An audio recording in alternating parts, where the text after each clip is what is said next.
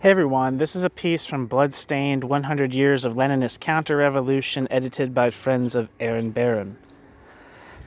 The piece is titled The State and Revolution, Theory and Practice by Iain Mckay. There were three revolutions in 1917. The February Revolution, which started spontaneously strikes on International Women's Day. The October Revolution, when the majority of the Second All-Congress of Soviets voted to elect a Bolshevik government, and when the Russian anarchist Volin termed, quote, the unknown revolution, end quote. In between, when the workers and peasants started to push the revolution from a mere political change into a social transformation. The unknown revolution saw the recreation of the Soviets first seen during the Revolution of 1905 based on delegates elected from workplaces subject to recall. Workers creating unions and factory committees, and peasants seizing land back from the landlords while unprecedented political freedoms were taken for granted after the tyranny of Tsarism. Hope for a better future spread around the globe, and the October Revolution was welcomed by many on the revolutionary left, anarchists included, as the culmination of this process. Yet by 1921, anarchists had broken with the regime after the crushing of the Kronstadt Rebellion for Soviet freedom. The Bolshevik state was, rightly, denounced politically as being a party dictatorship and economically a state capitalist. How did this happen? It will be impossible to cover all aspects of Leninist ideology and practice as well as the anarchist alternative, so here I will indicate the main factors at work in the process. Lenin's The State and Revolution is taken as the focus for, written during 1917, it expresses the aspirations of Bolshevism in its best light, as shown by the fact that even today Leninists recommend we read it in order to see why we should join their party. We will compare the rhetoric of Lenin's work to the reality of the regime that was created, the theory to the practice. By doing that, we can see why the revolution degenerated and better understand, to use Alexander Berkman's expression, the, quote, Bolshevik myth, end quote, in order to learn from history rather than repeat it. Footnote: excellent anarchist analyses of the Russian Revolution include Emma Goldman's My Disillusionment in Russia, Alexander Berkman, The Bolshevik Myth, Volin, The Unknown Revolution, G.P. Maximoff, The Guillotine at Work, The Leninist Counterrevolution, Ida Met, The Kronstadt Uprising, Goldman and Berkman, To Remain Silent is Impossible, Emma Goldman and Alexander Berkman in Russia. End footnote. New section, Theory. When Lenin returned to Russia in April 1917, Lenin quickly came into conflict with his colleagues by taking a radical position. Instead of arguing, in line with Marxist orthodoxy, that Russia faced a bourgeois revolution and so required the creation of a republican capitalism, Lenin argued that the revolution be intensified and pushed towards social transformation by means of the creation of a new state based on the Soviets. This and continued opposition to the imperialist war saw the Bolsheviks gain more and more influence, going from a small sect to a mass party in the space of a few months. Lenin wrote The State and Revolution during this heady period, aiming to theoretically justify this change in perspective. It was primarily directed at those within the Marxist movement who disagreed with Lenin, as well as, to a lesser degree, anarchists. The two are related because Lenin's position on the need for social transformation and opposition to both sides in capitalist conflicts had previously only been advocated by anarchists. Footnote: for the 1905 revolution, see Peter Kropotkin's The Revolution in Russia and The Russian Revolution and Anarchism and Enough of Illusions in Direct Struggle Against Capital, a Peter Kropotkin anthology. End footnote. The, quote, bourgeois and opportunists within the labor movement concur in this doctoring of Marxism. They omit, obscure, or distort the revolutionary side of this theory, its revolutionary soul, end quote. And so, quote, our prime task is to reestablish what Marx really thought on the subject of the state, end quote. Lenin does, as he promised, provide, quote, a number of long quotations from the works of Marx and Engels themselves, end quote, yet has to provide commentary in order to ensure the reader interprets them correctly. This is because Marx and Engels argue differently than Lenin suggests. Similarly, Lenin's comments on anarchism, as well as distorting anarchism, fail to address the real issues between anarchism and Marxism. Footnote: Space precludes discussing every aspect of this. For further discussion, see Section H of An Anarchist FAQ, Volume 2, published with AK Press in 2012. End footnote.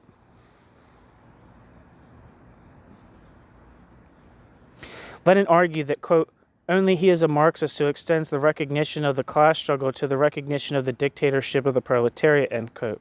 Lenin. The revolution requires, quote, that the, quote, special coercive force, end quote, for the suppression of the proletariat by the bourgeoisie, of millions of working people by handfuls of the rich, must be replaced by, quote, special coercive force, end quote, for the suppression of the bourgeoisie by the proletariat, the dictatorship of the proletariat, end quote. The aim was, quote, to overthrow the bourgeoisie, to destroy bourgeois parliamentarism for a democratic republic after the type of the Paris Commune, or a republic of Soviet of workers and soldiers' deputies, for the revolutionary dictatorship of the proletariat, end quote. Lenin. For the, quote, proletariat needs state power, a centralized organization of force, an organization of violence, both to crush the resistance of the exploiters and to lead the enormous mass of the population, the peasants, the petty bourgeoisie, and semi-proletarians, in the work of organizing a socialist economy, end quote. Lenin.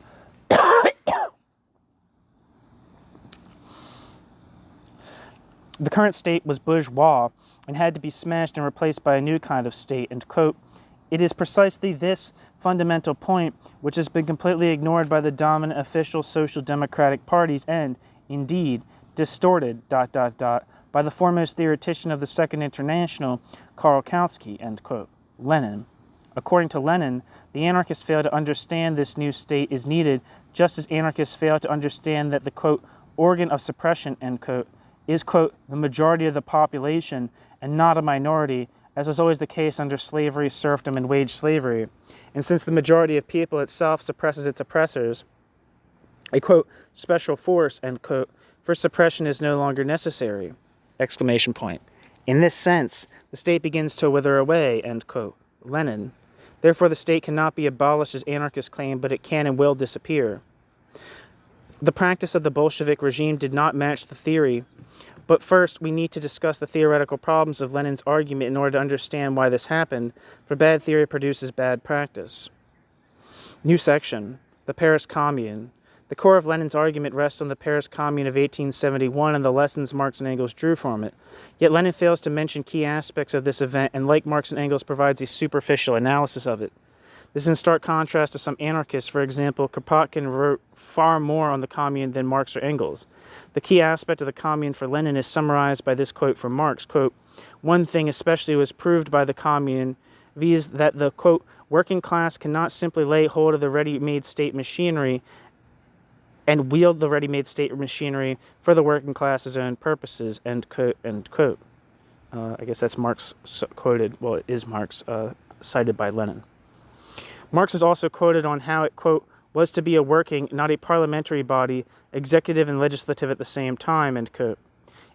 It, Lenin summarized, quote, replaced the smashed state machine, quote, only, end quote, by fuller democracy, abolition of the standing army, all officials to be elected and subject to recall, end quote, was ceasing to be a state since it had to suppress, not the majority of the population, but a minority, the exploiters. It had smashed the bourgeois state machine. In place of a special coercive force, the population itself came on the scene. All this was a departure from the state in the proper sense of the word, end quote. Marx. Yet the Paris Commune was not a new state structure at all, but rather was a transformed municipal council. Indeed, Lenin quotes Marx on how the Commune, quote, was formed of the municipal councillors chosen by universal suffrage in the various wards of the town, responsible and revocable at any time, end quote. After the initial, spontaneous insurrection on the 18th of March, the Central Committee of the Paris National Guard refused to take power itself and instead called elections to the existing municipal council, with its members elected from the existing municipal wards by means of male universal suffrage. The Commune then was no Soviet. Footnote. Marx later suggested that it was, quote, merely the rising of a city under exceptional conditions. The majority of the commune was in no wise socialist, nor could it be, end quote. Marx. End footnote. The practical conclusions that Marx and Engels drew from it were, as before it, that workers should organize in political parties and take part in, quote, political action, end quote, to capture the state on the national level in the same way as the communards had locally. Lenin confuses smashing the state machine with smashing the state itself. It is also important to note that Marx's The Civil War in France is Marx's most appealing work because it is mostly reporting what had happened during a revolution inspired by anarchist ideas. While Marx failed to mention it, the driving force behind the Commune's proclamations were internationalists influenced by Proudhon. To see this, we need simply compare Proudhon's position during the 1848 revolution to that applied and praised by Marx in 1871. Quote, "We do not want the government of man by man any more than the exploitation of man by man, ... It is up to the National Assembly, through organization of its committees, to exercise executive power, just the way it exercises legislative power through its joint deliberations and votes, ... Socialism is the contrary of governmentalism, ... Besides universal suffrage, and as a consequence of universal suffrage, we want implementation of the imperative mandate imperative. Politicians balk at it, which means that in their eyes, the people, in electing representatives, does not appoint mandatories, but rather abjure their sovereignty, ... That is assuredly not socialism, is not even democracy, end quote. Proudhon. Footnote. Proudhon had argued this from the very first days of the revolution. Quote, "We are all voters. We can do more. We can follow them step by step in their votes. We will make them transmit our arguments. We will suggest our will to them, and when we are discontented, we will recall and dismiss them." End quote. Proudhon. And footnote. Lenin, like Marx, forgets to mention that the communards called themselves fédérés, quote, federals, end quote. As such, Marx's complaint that, quote, as such, Lenin's complaint, quote, that the renegade Bernstein, end quote, suggested, quote, as far as its political content, end quote, went Marx's program, quote, displays in all its essential features the greatest similarity to the federalism of Proudhon, end quote. Ignores the awkward fact that insofar as Marx reports accurately on the revolt, he cannot help but appear to be a federalist. Lenin seems ignorant of what federalism means. The whole point of federalism is to coordinate activity at the appropriate level, and so cannot be anything other than bottom up. The whole point of federalism is to coordinate activity at the appropriate level, and so cannot be anything other than bottom up. Centralism, in contrast, coordinates everything at the center, and so cannot be anything other than top down. So when Lenin proclaims that when Marx, quote, supposedly used, end quote, certain words, such as, quote, national unity was, ... to be organized, end quote, to, quote, oppose conscious democratic proletarian centralism to bourgeois military bureaucratic centralism, end quote, Lenin was completely missing the point. Likewise, Proudhon wrote of how, these mosquitoes suddenly found me in this yard. Gonna have to get up soon. Likewise, Proudhon wrote of how, quote, to create national unity, ... from the bottom to the top, from the circumference to the center, end quote, and under federalism, quote, the attributes of the central authority become specialized and limited, end quote, to, quote, concerning federal services, end quote. Proudhon. So the communards, talking of organizing national unity, and to quote Marx, how a, quote, few but important functions which would still remain for a central government were not to be suppressed, as had been deliberately misstated, but were to be transferred to communal, i.e. strictly responsible officials, end quote, is an expression of federalism, not federalism's denial. That Marx confuses the highest federal body with a, quote, central government, end quote, does not change this.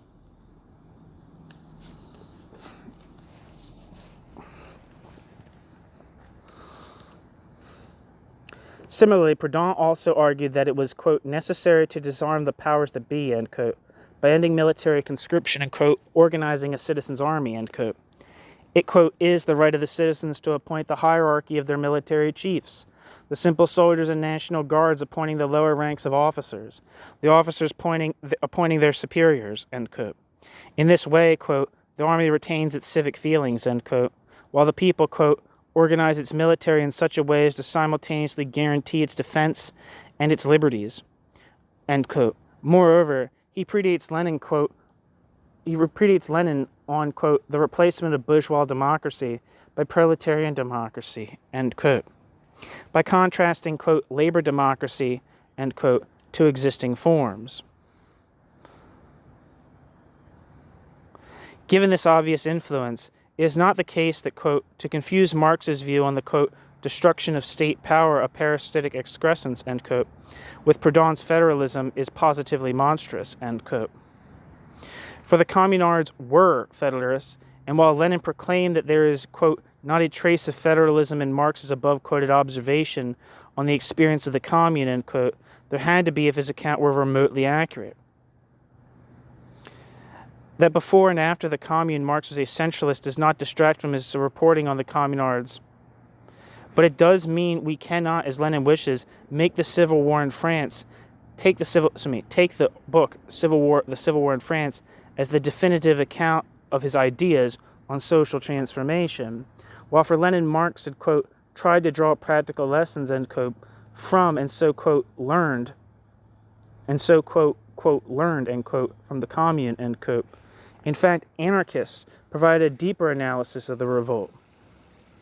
For Kropotkin, by, quote, proclaiming the free commune, the people of Paris proclaimed an essential anarchist principle, end quote. But, quote, they stopped mid-course, end quote, and gave, quote, themselves a communal council copied from the old municipal councils, end quote. Thus the Paris Commune did not, quote, break with the tradition of the state of representative government, and did not attempt to achieve within the commune that organization from the simple to the complex it inaugurated by proclaiming the independence of the free federation of the communes, end quote. The elected revolutionaries were isolated from the masses and shut up in the town hall, which led to disaster as the commune council became, quote, immobilized in the midst of paperwork, end quote, lost, quote, the inspiration that comes from continual contact with the masses, end quote, and so, quote, they themselves paralyzed the popular initiative, end quote. Kropotkin. This is confirmed by one Marxist account of the commune,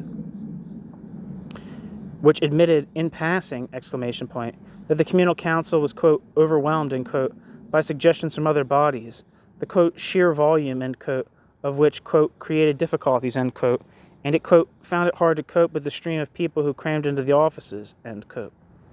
Footnote, Donnie Gluckstein, The Paris Commune, A Revolutionary Democracy. That's published by Bookmark, so I'm assuming Donnie Gluckstein is associated with the Socialist Workers' Party of the United Kingdom, which I don't think that, I know that. Where am I?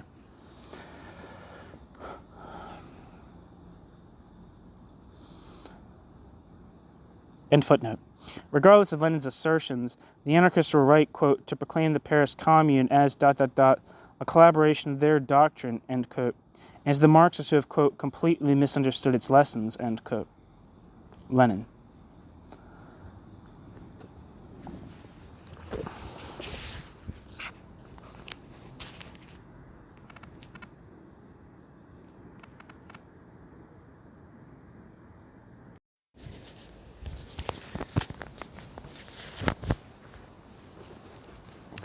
New section, Opportunism. Lenin's work was directed against two main opponents in the Marxist movement, the opportunists and the Kautskyites. The former were the reformist wing of the social democratic parties and most associated with Edward Bernstein. The latter were their main opponents in the Second International and mostly associated with Karl Kautsky. Until the outbreak of World War I, Lenin considered himself a follower of Kautsky and repeatedly invoked his writings to show his Marxist orthodoxy, most infamously in What is to be Done when he says, quote, socialist conscience is something introduced into the proletarian class from without, end quote, by, quote, bourgeois intelligentsia, end quote. Even as late as 1913, Lenin praised the, quote, fundamentals of parliamentary tactics, end quote, of German social democracy, which was, quote, implacable on questions of principle and always directed to the accomplishment of the final aim, end quote. As is well known, Lenin originally disbelieved news reports on German social democrat politicians voting for war credits in 1914, such was Lenin's faith in that party. So while Lenin was surprised that it had, quote, turned out that in reality the German Social Democratic Party was much more moderate and opportunist than it appeared to be, end quote, anarchists were not, for we had predicted and repeatedly denounced the obvious reformism in social democracy for decades. Footnote. See Kropotkin's Socialism and Politics and other texts included in Direct Struggle Against Capital.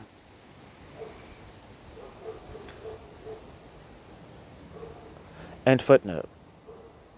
Lenin doesn't discuss why, quote, opportunism, end quote, developed in the first place, namely the Marxist tactic of political action by parties in elections rather than the anarchist one of direct action by workers' unions. As such, it was a striking confirmation of Bakunin's warnings that when, quote, common workers, end quote, are sent, quote, to legislative assemblies, end quote, the result is that the, quote, worker deputies transplanted into a bourgeois environment, into an atmosphere of purely bourgeois ideas, will in fact cease to be workers and, becoming statesmen, they will become bourgeois, end quote. For, quote, men do not make their situations, on the contrary, men are made by them, end quote.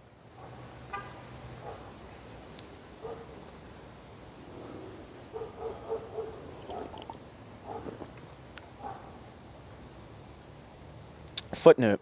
The Basic Bakunin, Writings 1869-71, published with Buffalo Prometheus Books, 1994, that there was no real possibility of electioneering in Tsarist Russia allowed the Bolsheviks to avoid the fate of their sister parties in the Second International. End footnote. Indeed, quote, opportunism, end quote, existed in social democracy from the start. From the start. As can be seen from Lenin's admission that Bakunin's attacks were, quote, justified as the, quote, people state was a, quote, absurdity, and, quote, a departure from socialism, end quote. And so Engels sought to, quote, rid German social democracy, quote, of opportunist prejudices, end quote, concerning the state in 1875, exclamation point. Footnote. It may be the case that, quote, every state is not, quote, free, and not a, quote, people state, end quote, but, quote, Marx and Engels explained this repeatedly to their party comrades in the 70s, end quote. Lenin, only in private letters. Only in private letters. Publicly, der Volksstaat, the People's State, was the central organ of the Social Democratic Workers' Party of Germany between 1869 and 1876, and Marx and Engels regularly contributed to it. So the, quote, opportunist notion of a Volksstaat was associated with the party most influenced by Marx and Engels. Moreover, quote, people's state, end quote, was used in the same way that modern-day Leninists use the term, quote, worker state to describe their new regime. Opportunism does not lie, surely, in the words used.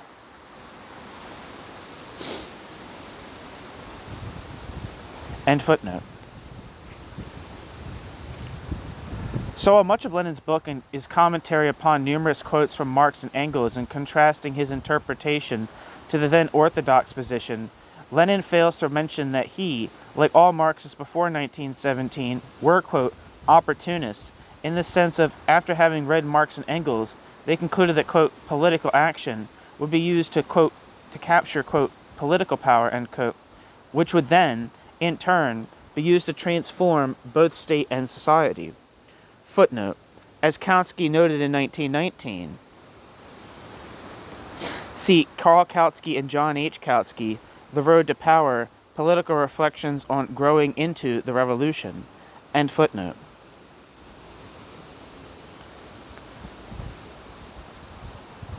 The reason for this is obvious. Lenin confuses smashing the state machine with smashing the state itself.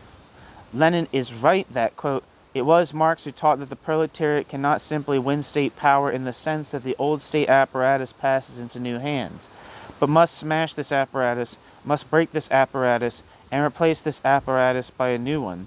End quote. He is wrong in that Marx thought it would be achieved without first securing universal suffrage and then a majority in the legislature. As such, when Lenin states that Kautsky, quote, "speaks of the winning of state power and no more," end quote, and so, quote, "has chosen a formula which makes a concession to the opportunist, inasmuch as it admits the possibility of seizing power without destroying the state machine," end quote, Lenin misses the point. This can be seen in quotes from Marx and Engels that Lenin himself provides, and to which Lenin feels the need to add commentary to what should be self-evident comments.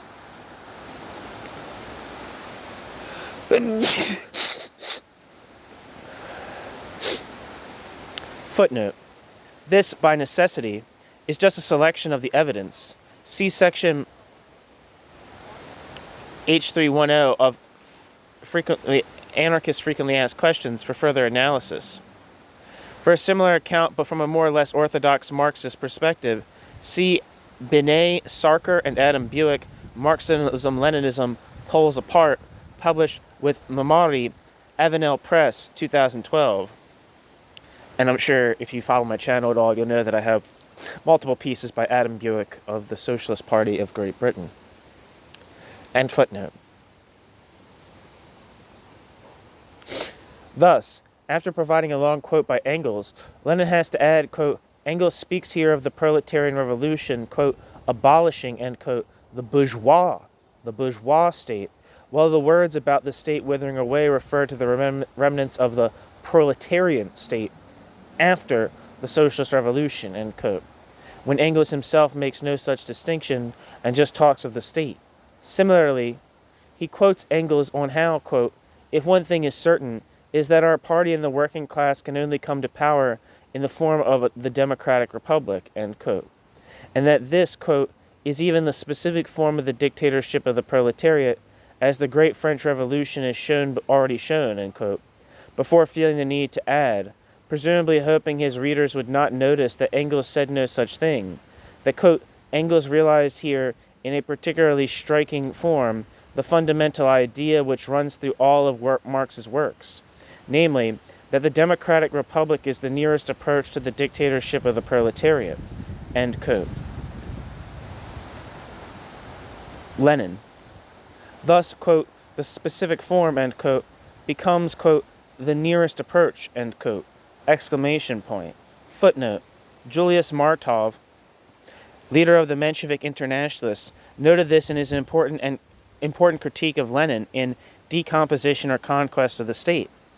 Interestingly, I don't know which will go up first, this or that, but I have that recorded, and I think I even have it already ready to be a video. End footnote.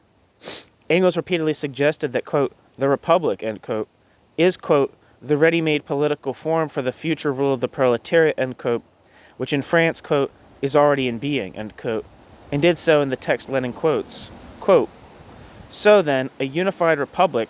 from 1792 to 1798, each French department, each commune,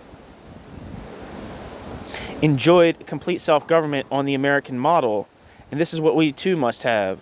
How self-government is to be organized and how we can manage, without a bureaucracy, has been shown to us by America and the First French Republic, and is being shown even today by Australia, Canada, and other English colonies." Lenin, end quote, Lenin. There is no mention of the Paris Commune at all.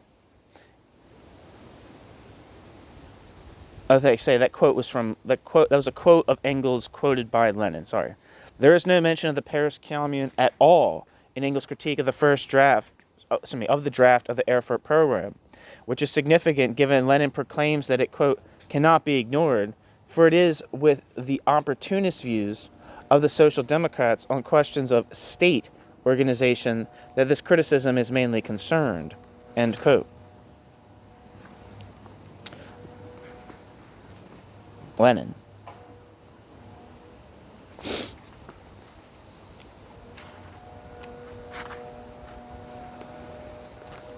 This position is consistent with Marx's comments on, quote, smashing, end quote, the state machine which Lenin thinks is so important. This is because it is possible to argue that political action can be used to capture political power, and that the first action of the victorious party is to smash the state bureaucracy, as Engels confirmed in an 1884 letter when asked to clarify this precise point by Bernstein. Quote, it is simply a question of showing that the victorious proletariat must first refashion the old bureaucratic, administrative, centralized state power before it can use it for its own purposes. Whereas all bourgeois republicans since 1848 inveighed against this machinery so long as they were in the opposition, but once they were in the government they took it over without altering it, and used it partly against the reaction, but still more against the proletariat, end quote. Engels. Footnote. This perspective is reflected in a passage in a draft of Marx's The Civil War in France, found in Marx Engels Collected Work, Volume 22.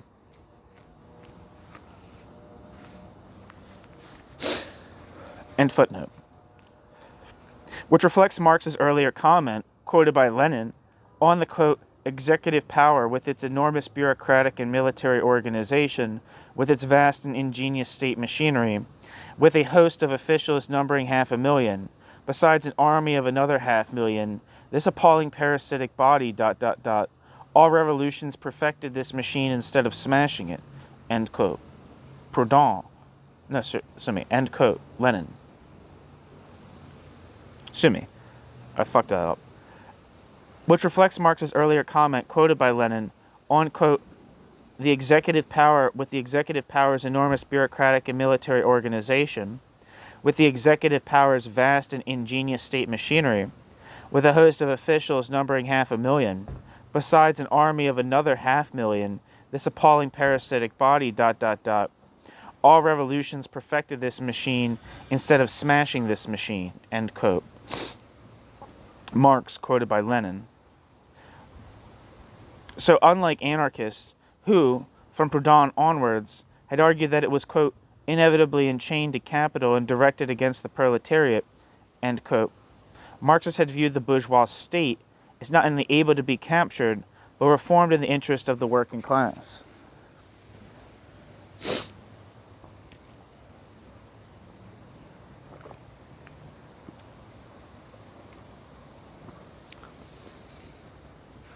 The fundamental difference between the opportunists and Kautskyites was that the opportunists simply wished the party to revise the rhetoric and used to bring the rhetoric in line with its reformist practice, while the Kautskyites insisted that the rhetoric remain revolutionary. However, both utilized the same tactics and aimed for the same thing, a social democratic majority. The opportunists wished to use the existing state machine to implement reforms to the system and saw no need to smash that machinery or quickly transform the system. The latter remained true to Marx and argued that to secure the proletariat as the ruling class, Parliament would have to smash that machine in order to replace capitalism with socialism. Given that the Paris Commune had utilized a part of the current state, the Parisian Municipal Council, to abolish the state machine, it is easy to see why Lenin's interpretation of Marx and Engels took until 1917 to be formulated, particularly given that their well-known support for electioneering and opposition to anarchist calls to smash the state and replace the state with a new form of social organization based on federations of workers' groupings. Before turning to this, I must note that Lenin, while finding the time to berate Bernstein for having, quote, more than once repeated the vulgar bourgeois jeers of, quote, primitive, end quote, democracy, end quote, and how he, quote, combats the ideas of, quote, primitive, end quote, democracy, end quote, binding mandates, unpaid officials, impotent central representative bodies, etc., end quote, to, quote, prove, end quote, that this is, quote, unsound, end quote, and, quote, refers to the experience of the British trade unions as interpreted by the Webbs, end quote. Lenin failed to note how he refers to the same book in What Is to Be Done in order to prove, quote, the absurdity of such a conception of democracy, end quote. Dude, this fucking... sorry, I fucked that paragraph up too. Before turning to this, I must note that Lenin, while finding the time to berate Bernstein for having, quote, more than once repeated the vulgar bourgeois jeers at, quote, primitive, end quote, democracy, end quote, and how he, quote, compats the idea of, quote, primitive, end quote, democracy, end quote, binding mandates, unpaid officials, impotent central representative bodies, etc., end quote, to, quote, prove, end quote, that this, quote, is unsound, end quote, and, quote, refers to the experience of the British trade unions as interpreted by the Webbs, end quote. He failed to note how he refers to the same book in What is to be Done in order to prove, quote, the absurdity of such a conception of democracy, end quote.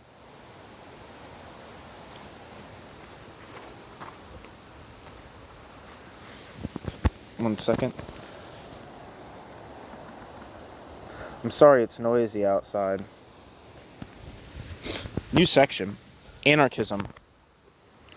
If Lenin's account of Marxism leaves much to be desired, this is nothing compared to the nonsense Lenin inflicts on anarchism. To describe Lenin's understanding of anarchism as superficial would be generous.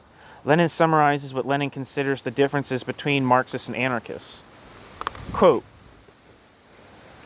1. The former, Marxist, while aiming at the complete abolition of the state, recognize that the complete abolition of the state as an aim can only be achieved after classes have been abolished by the socialist revolution as the result of the establishment of socialism, which leads to the withering away of the state. Anarchists want to abolish the state completely overnight, not understanding the conditions under which the state can be abolished. 2. Marxists recognize that after the proletariat has won political power, the proletariat must completely destroy the old state machine and replace the old state machine by a new state machine consisting of an organization of armed workers after the type of the commune.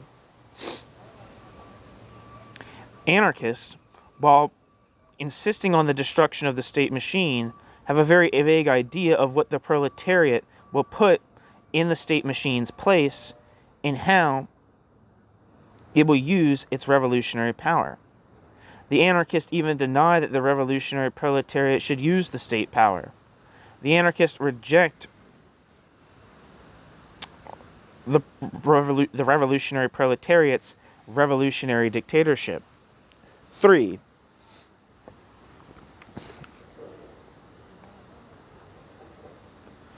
Marxists demand that the proletariat be trained for revolution by utilizing the present state. The anarchists reject this, end quote. Lenin. First, regardless of Lenin's suggestion of, quote, overnight, end quote, revolutions, anarchists had never viewed social revolutions in that way. Quite the opposite, as anarchists have always stressed that revolutions are difficult and take time. As well, anarchists explicitly reject the notion of, quote, one day, end quote, revolutions. Kropotkin argued that while it may be possible to, quote, topple and change a government in one day, end quote, a revolution, quote, if it is to achieve a tangible outcome, takes 3 or 4 years of revolutionary upheaval. 3 or 4 years of revolutionary upheaval, end quote. Kropotkin. Then, the working class would be in a position to finally smash the state and capitalism its revolt had weakened, and so be free to start constructing a new society.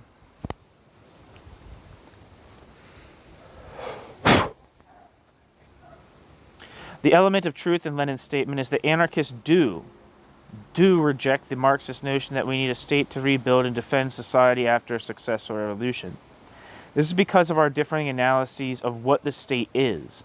Both agree that all states, current and previous, are instruments of class rule, that class being the minority of oppressors and exploiters who have monopolized social wealth. Marxists think that a state, whether a suitably transformed republic, Kautsky, Lenin before 1917, or a new Soviet state, Lenin in 1917, can be the instrument of the majority, of the working class, for it is simply, quote, a special force for the suppression of a particular class, end quote. Lenin. Anarchists reject this analysis and argue that the state institution is marked by certain structures that allow the state institution to do its task, and that the state develops its own interests. The, quote, dictatorship of the proletariat, end quote, would soon become the, quote, dictatorship over the proletariat, end quote. This is because the state is a, quote, organization of hierarchical centralization, end quote, and is, quote, necessarily hierarchical, authoritarian, or it ceases to be the state, end quote. It is, quote, the absorption of the whole national life concentrated into a pyramid of functionaries, end quote. Kropotkin. This structure did not appear by accident. What is striking about Lenin's account of the state is that Lenin never even wonders why this social structure has taken the form it has. The bourgeois state is centralized and the proletarian state will be likewise. And any attempts to suggest that Marx was a federalist are dismissed, parenthesis, albeit correctly, exclamation point, end parenthesis. For Marx, quote, upheld democratic centralism, the republic, one and indivisible, end quote. Lenin. Yet hierarchical and centralized structures are needed for a minority to rule. They exclude the masses from participation in social life. As Proudhon argued, quote, and who benefits from this regime of unity? The people? No. The upper classes? No, the upper classes. ... Unity ... is quite simply a form of bourgeois exploitation under the protection of bayonets. Yes, political unity in the great states is bourgeois. The positions which it creates, the intrigues which it causes, the influences which it cherishes, all that is bourgeois and goes to the bourgeois. End quote. Proudhon.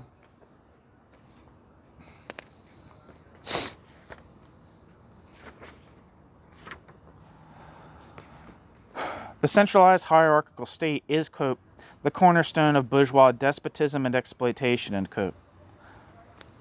Proudhon.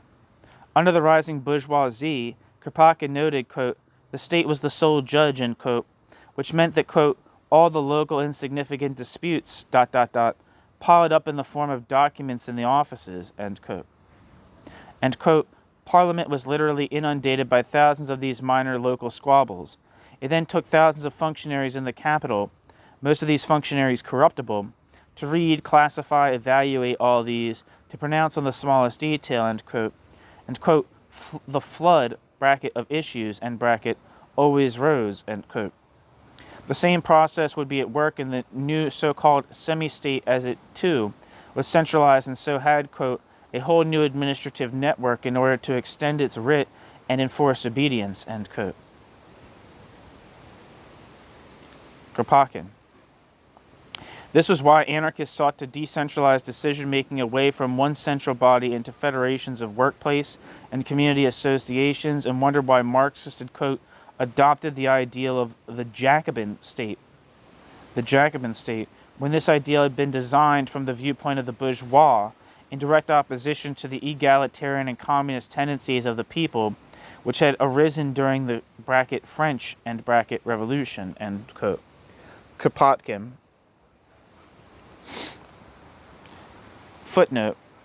Quote, attacks upon the central authorities, stripping these of their prerogatives, decentralization, dispersing authority would have amounted to abandoning its affairs to the people and would have run the risk of a genuinely popular revolution, which is why the bourgeoisie is out to strengthen the central government still further, end quote, and why the working class, quote, not about to abdicate their rights to the care of the few, will seek some new form of organization that allows them to manage their affairs for themselves, end quote.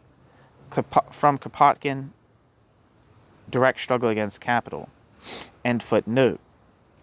Lenin confuses social organization with the state and misses the point by saying we, quote, cannot imagine democracy, even proletarian democracy, without representative institutions, but we can and must imagine democracy without parliamentarism, end quote.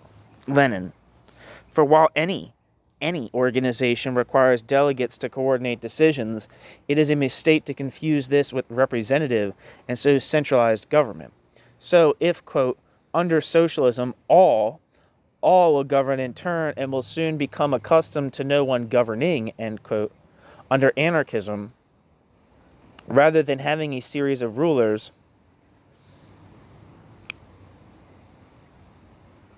all would participate in decision-making, and the, quote, centralistic, bureaucratic, and military organization, end quote, of the state, which operates, quote, from the top down and from center to periphery, end quote, will be replaced, quote, with a federal organization, end quote, of associations and communes, quote, from the bottom up, from periphery to center, end quote, with, quote, elective officials answerable to the people, and with the arming of the nation, end quote.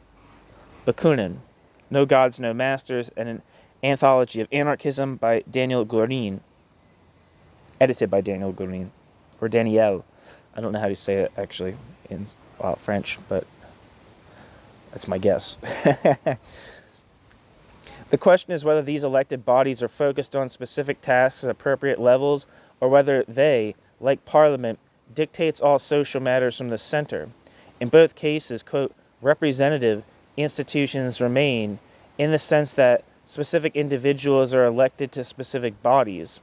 But Lenin confused the matter by saying that, quote, the way out of parliamentarism is not, of course, the abolition of representative institutions and the elective principle, but the conversion of the representative institutions from talking shops into, quote, no, thank you though, into, quote, working bodies, end quote. This is only part of what is needed, as the question of centralization is key, for it greatly decreases popular participation and vastly increases bureaucratic tendencies. For Lenin, the, quote, exploiting classes need political rule to maintain exploitation, i.e., in the self-interest of an insignificant minority against the vast majority of all people, end quote. While the, quote, exploited classes need political rule in order to completely abolish all exploitation, end quote. Lenin. Anarchists agree with the first part but disagree with the second. Political rule, a state, is needed for a minority class to dominate society and is structured appropriately, hierarchical, centralized, top-down. It is not needed, indeed defeats the aim, when we are talking about formerly exploited classes, quote, the vast majority, end quote, running society simply because it is not structured to allow that. By creating a new centralized social structure, Marxists create the conditions for the birth of a new ruling class, the bureaucracy. This is why anarchists reject the notion of using a state to build socialism. Quote, the state, with its hierarchy of functionaries and the weight of its historical traditions, could only delay the dawning of a new society freed from monopolies and exploitation, ... What means can the state provide to abolish this monopoly that the working class could not find in its own strength in groups, ... What advantages could the state provide for abolishing these same class privileges? Could its governmental machine, developed for the creation and upholding of these privileges, now be used to abolish them? Would not the new function require new organs? And these new organs, would they not have to be created by the workers themselves, in their unions, their federations, completely outside the state? End quote. Kropotkin. Lenin is also keen to confuse the need to defend a revolution with the state, and quotes from a polemic Marx addressed to the reformist mutualists, generalizing it to all anarchists. Quote, Marx chose the sharpest and clearest way of stating his case against the anarchists. After overthrowing the yoke of the capitalists, should the workers, quote, lay down their arms, end quote, or use them against the capitalists in order to crush their resistance? But what is the systematic use of arms by one class against another, if not a, quote, transient form, end quote, of state, end quote? Lenin. So, according to Marx and Engels, the anarchists urged the working class to rise in insurrection against the bourgeoisie and the bourgeoisie state, and once victorious, then simply put down its arms. It is difficult to take this seriously, particularly as it confuses defense of a revolution, of freedom, with the state.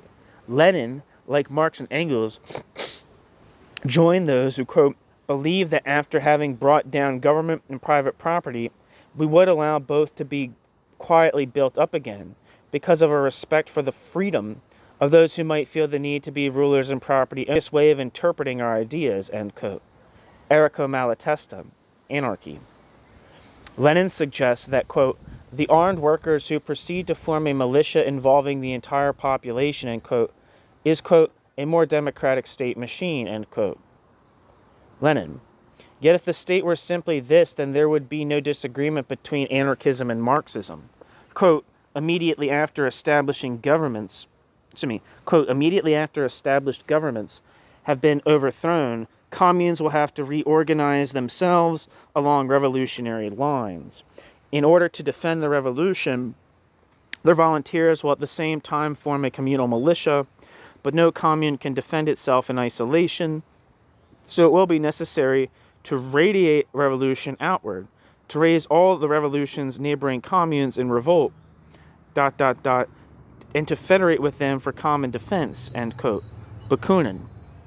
Lenin's innovation was to move away from the orthodox Marxist position on the state toward the anarchist position that socialism must be built by the workers themselves, using the organizations they themselves create in the struggle against capitalism. However, he linked this to a continued Marxist prejudice in favor of centralized structures, and so his assertion that the new regime, quote, is no longer the state proper, end quote, was simply not true. For in a centralized structure, power rests at the top, in the hands of a minority, with its own class interests. So when Lenin argued that, quote, we shall fight for the complete destruction of the old state machine in order that the armed proletariat may itself become the government, end quote. Lenin. Anarchists simply note that in a centralized structure, it would be the Marxist Party leadership who would become the government, not the armed proletariat.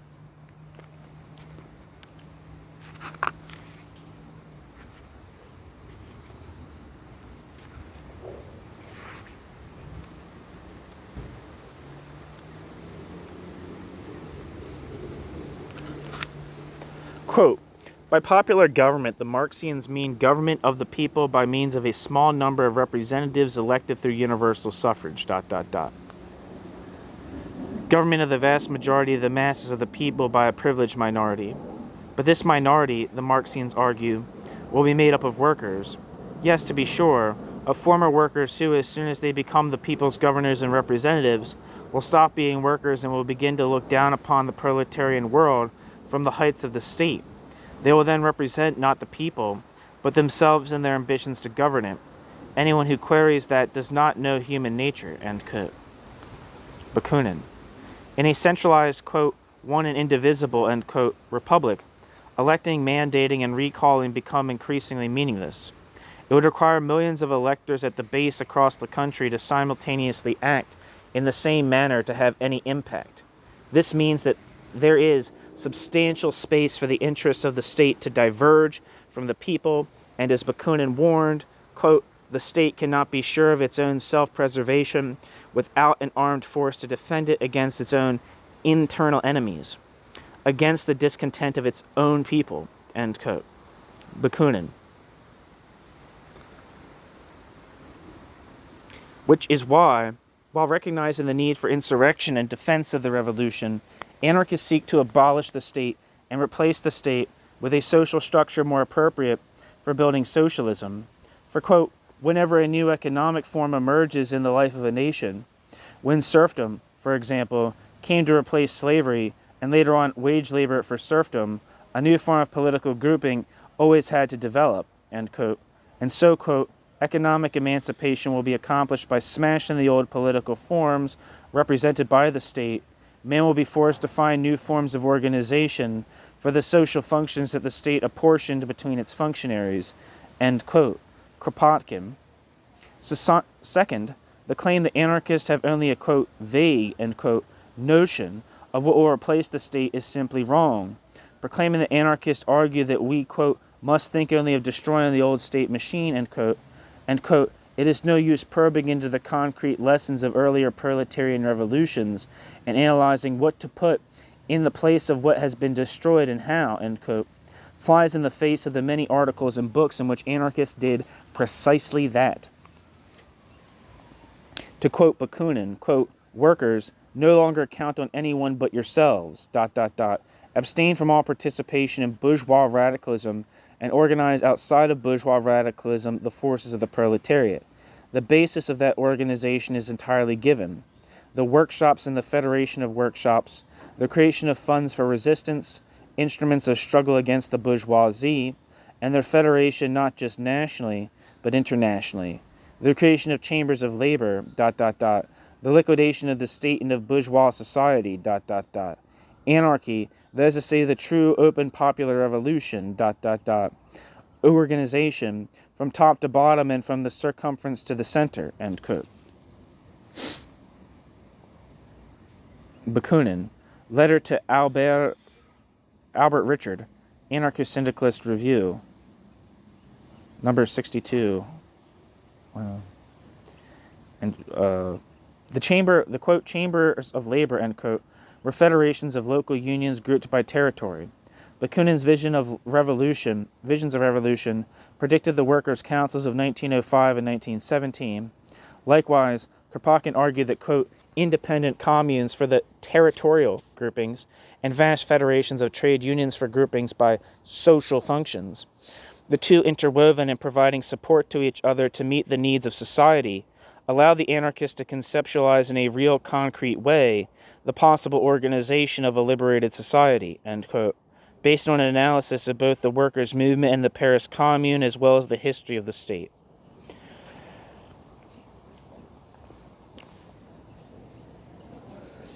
Yet Lenin claimed that, quote, anarchists dismissed the question of political forms altogether. Lenin.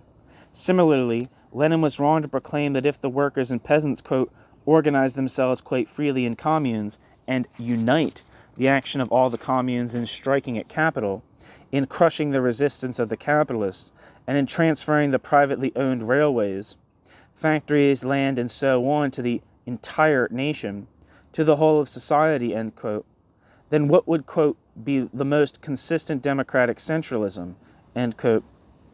In fact, it would be federalism.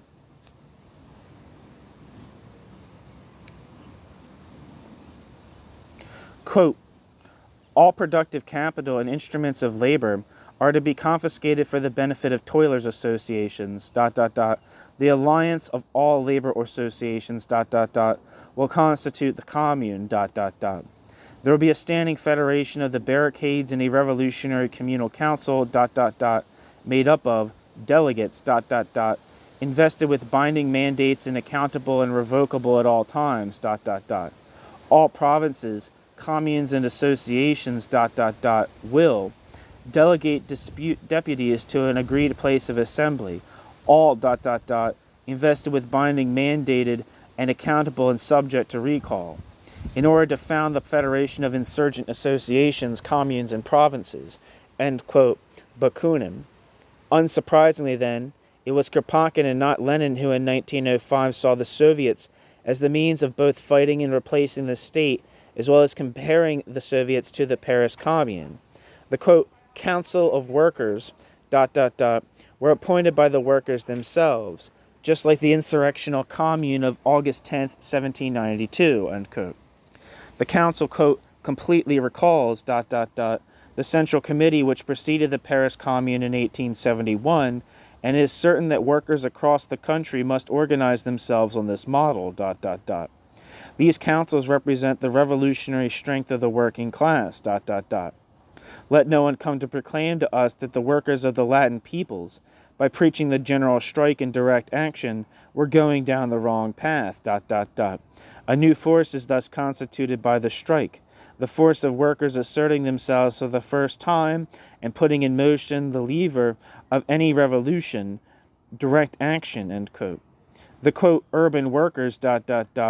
imitating the rebellious peasants, ... will likely be asked to put their hands on all that is necessary to live and produce. They can lay in the cities Then they can lay in the cities the initial foundations of the communist commune, end quote. Kropotkin. In contrast, the Bolsheviks in 1905 could, quote, find nothing better to do than to present the Soviet with an ultimatum, immediately adopt a social democratic program or disband, end quote. Footnote. Trotsky, Stalin, An Appraisal of the Man and His Influence, and Anweiler, The Soviets, the Russian Workers, Peasants and Soldiers Councils, 1905 to 1921. End footnote. Nor did the Bolsheviks seek to transform or extend the revolution from bourgeois to socialist aims, unlike the anarchists. Given this, perhaps it was for the best that the October Revolution meant Lenin never wrote the second part of The State and Revolution that was to deal with the events of 1905.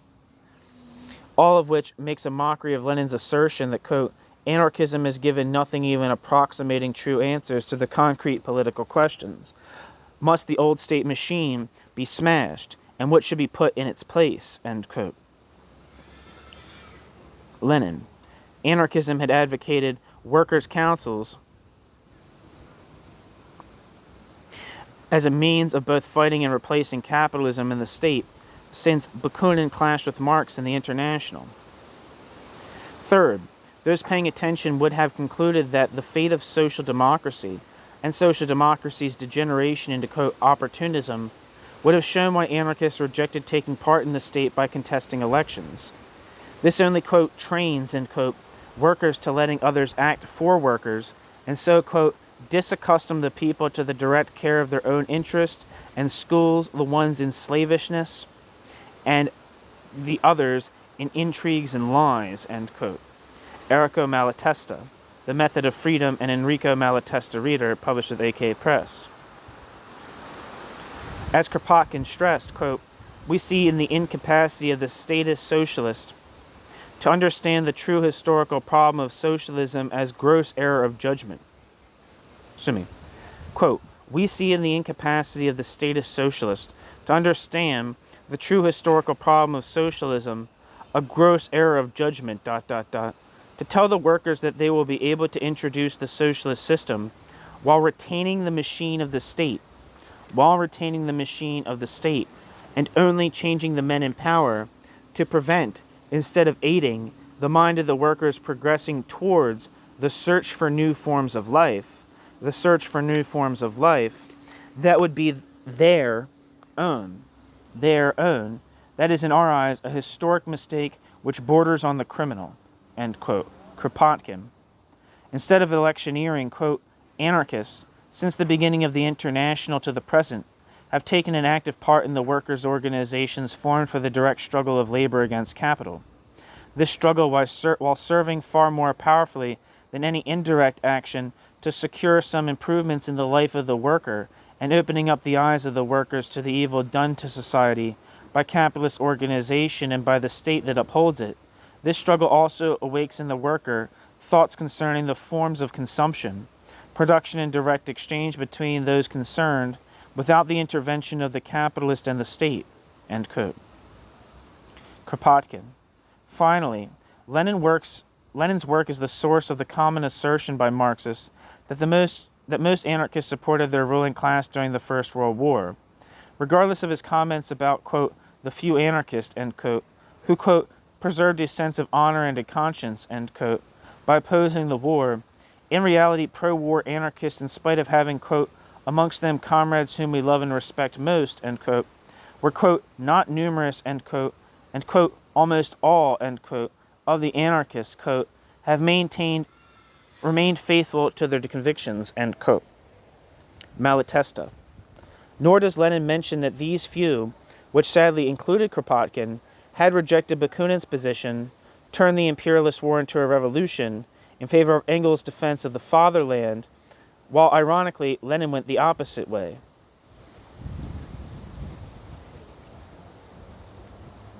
Two footnotes. Malatesta, Method of Freedom. Similarly, of the syndicalist unions, only the CGT in France supported the war, unlike the vast majority of Marxist parties and unions. Significantly, the CGT was a member of the Marxist Second International. Next footnote. As regards Lenin's rejection of Engels' position, see, quote, What Lenin Made of the Testament of Engels, end quote, by the ex-communist Bertram D. Wolfe in Marxism 100 Years in the Life of a Doctrine.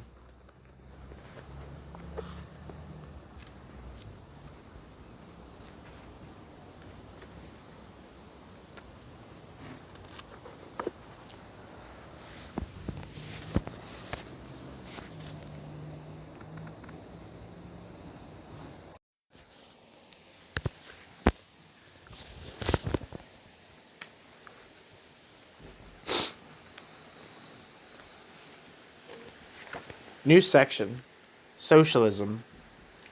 The State and Revolution is primarily a study of political structures and an ideological defense for Lenin's new positions.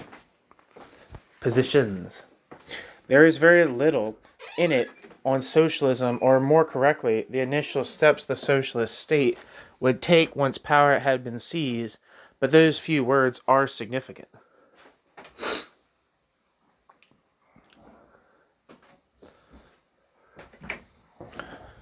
The key factor for Lenin is not who manages production, but rather who owns property.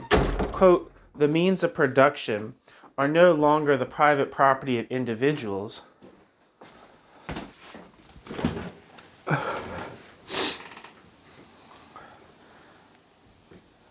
End quote. Quote, the means of production are no longer the private property of individuals, end quote, but rather they would, quote, belong to the whole of society, end quote. And while there would initially be differences in wealth, quote, the exploitation of man by man will have become impossible because it will be impossible to seize the means of production, the factories, machines, land, etc., and make them private property, end quote. Lenin. Yet it is perfectly possible for exploitation to exist without private property. It depends on how society, quote, owns, end quote, the means of production. Do workers manage their own labor, or does someone else, the state, do that? Lenin's vision of socialism sets up the latter possibility by equating socialism with universal wage labor than wage labor's abolition. Quote, all citizens are transformed into hired employees of the state, ... All citizens become employees and workers of a single countrywide state, quote, syndicate, ... The whole of society will become a single office and a single factory with equal pay of labor and pay. With equality of labor and pay, end quote. Lenin. There is some talk of how we, quote, must start with the expropriation of the capitalists, with the establishment of workers' control over the capitalists, end quote. But why workers would need to control capitalists who have had their property expropriated is not immediately obvious. A closer read shows that Lenin had no desire to immediately expropriate the capitalists and introduce workers' management of production. Instead, the capitalists would remain, and control, quote, must be exercised not by a state of bureaucrats, but by a state of armed workers, end quote. Lenin.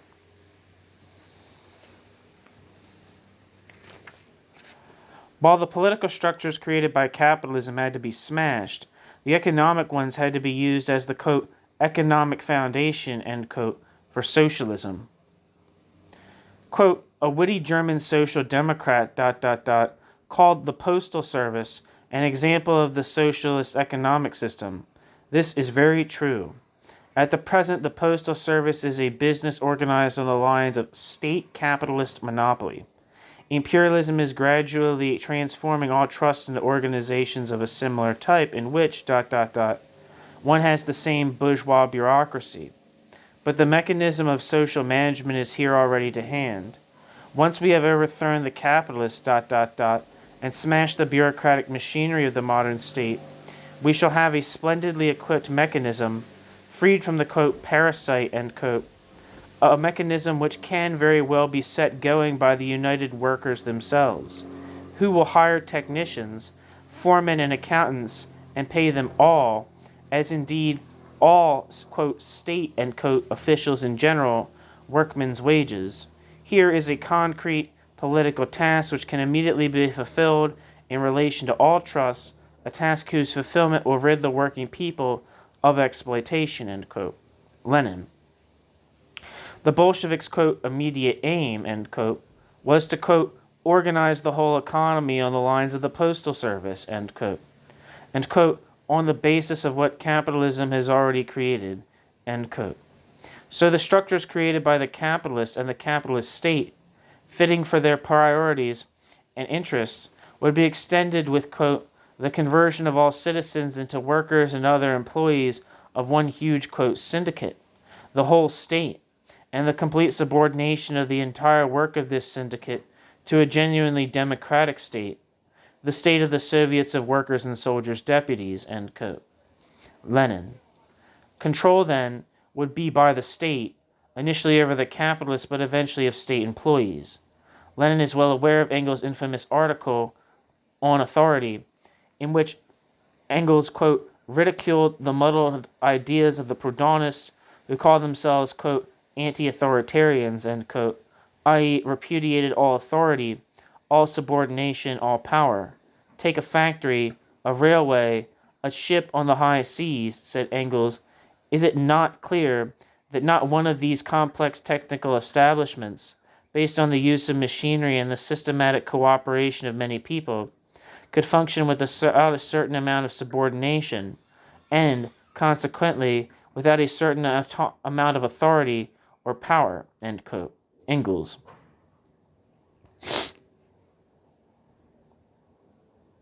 Yet Engels argues much more strongly than that. Quote, organization, means that questions are settled in an authoritarian way. The automatic machinery of the big factory is much more despotic than the small capitalists who employ workers have ever been. If man, by dint of his knowledge and inventive genius, has subdued the forces of nature, the latter avenge themselves upon him by subjecting him, insofar as he employs them, to a veritable despotism independent of all social organization. End quote. Engels. Lenin's aim was to turn the new economy into a single factory under the control of the state, and yet did not conclude that this would be, quote, more despotic, end quote, than capitalism. Lenin completely fails to realize that without workers' management of production, when, quote, equality is achieved for all members of society in relation to ownership of the means of production, that is, equality of labor and wages, end quote, it is just turning them into wage slaves of the state bureaucracy. Capitalism, individual ownership by the few, turns into state capitalism, collective ownership by the few in the new centralized structures of the state and the institutions inherited from capitalism.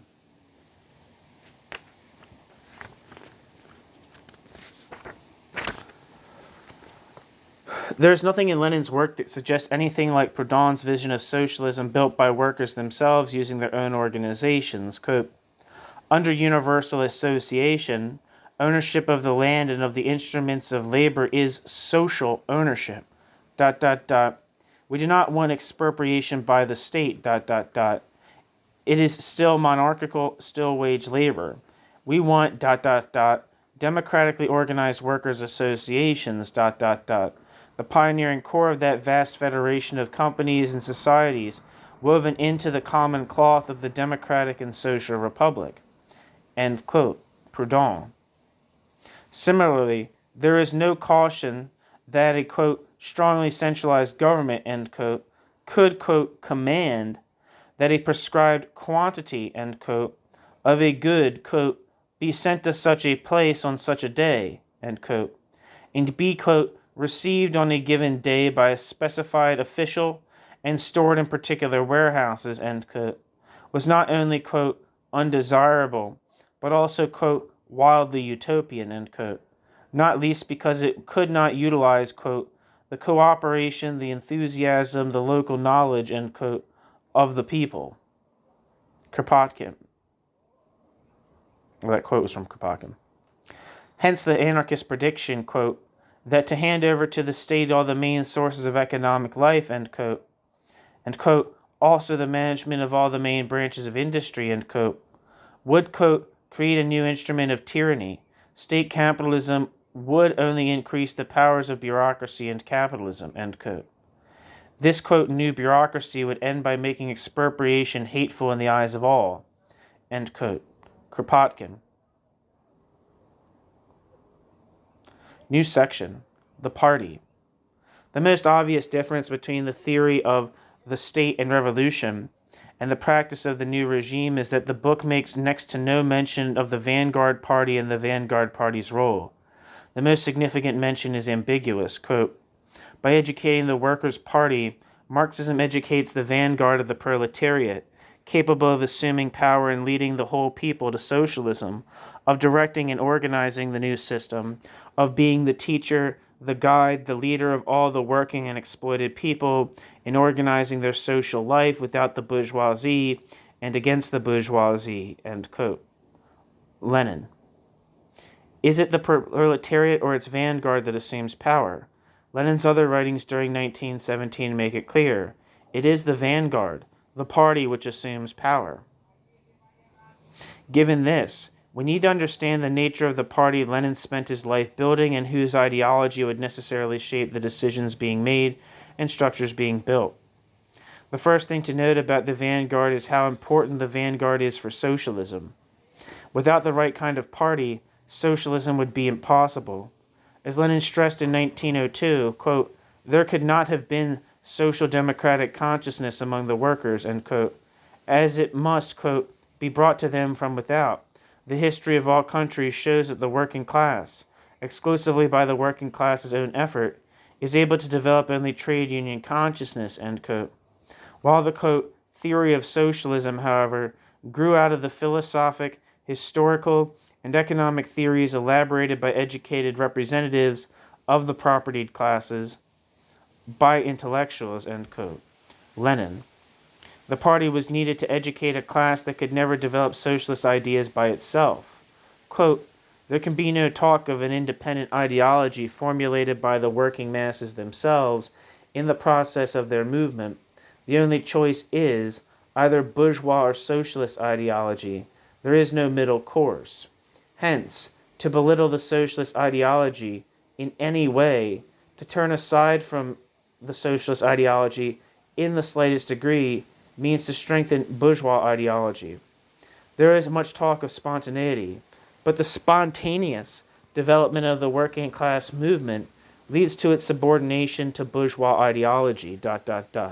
Hence, our task, the task of social democracy, is to combat spontaneity, to divert the working class movement from this spontaneous trade unionist striving to come under the wing of the bourgeoisie and to bring it under the wing of revolutionary social democracy, end quote. Lenin.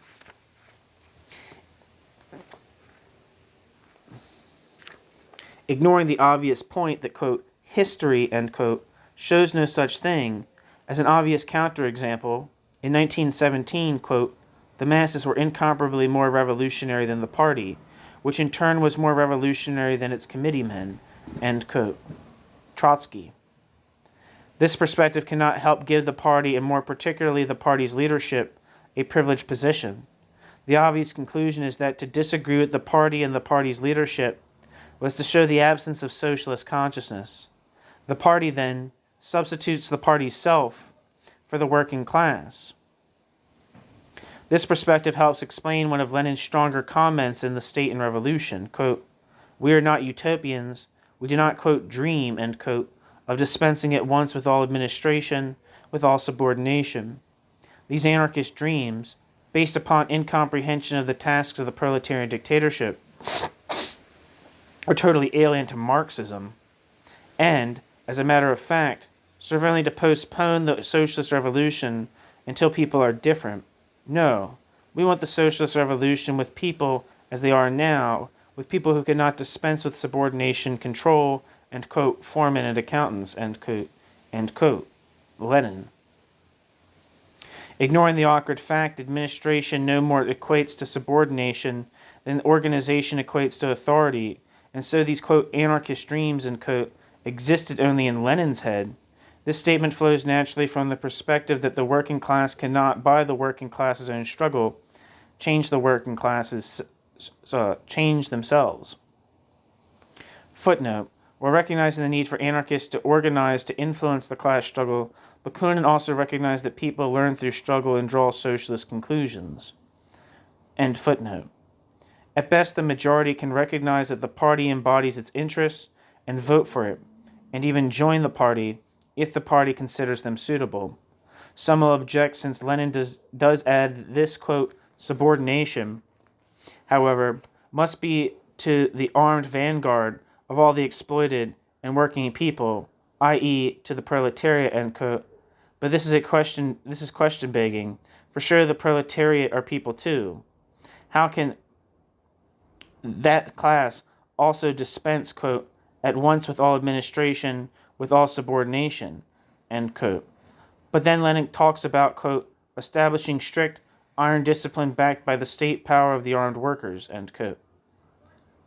This is significant since during the 1905 revolution, Lenin mocked the Mensheviks for only wanting, quote, pressure from below, end quote, which was, quote, pressure by the citizens on the revolutionary government, end quote.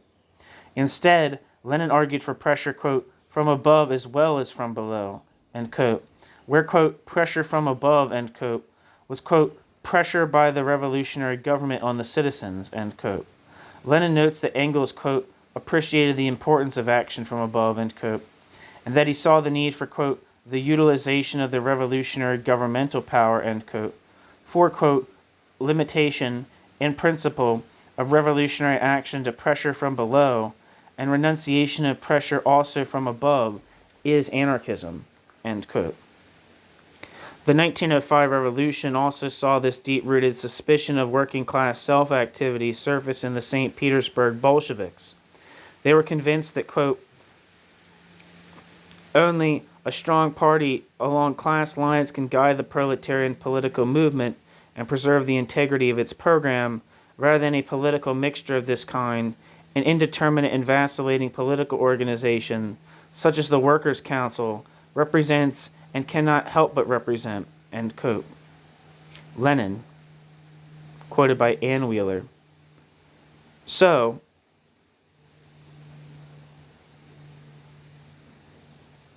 the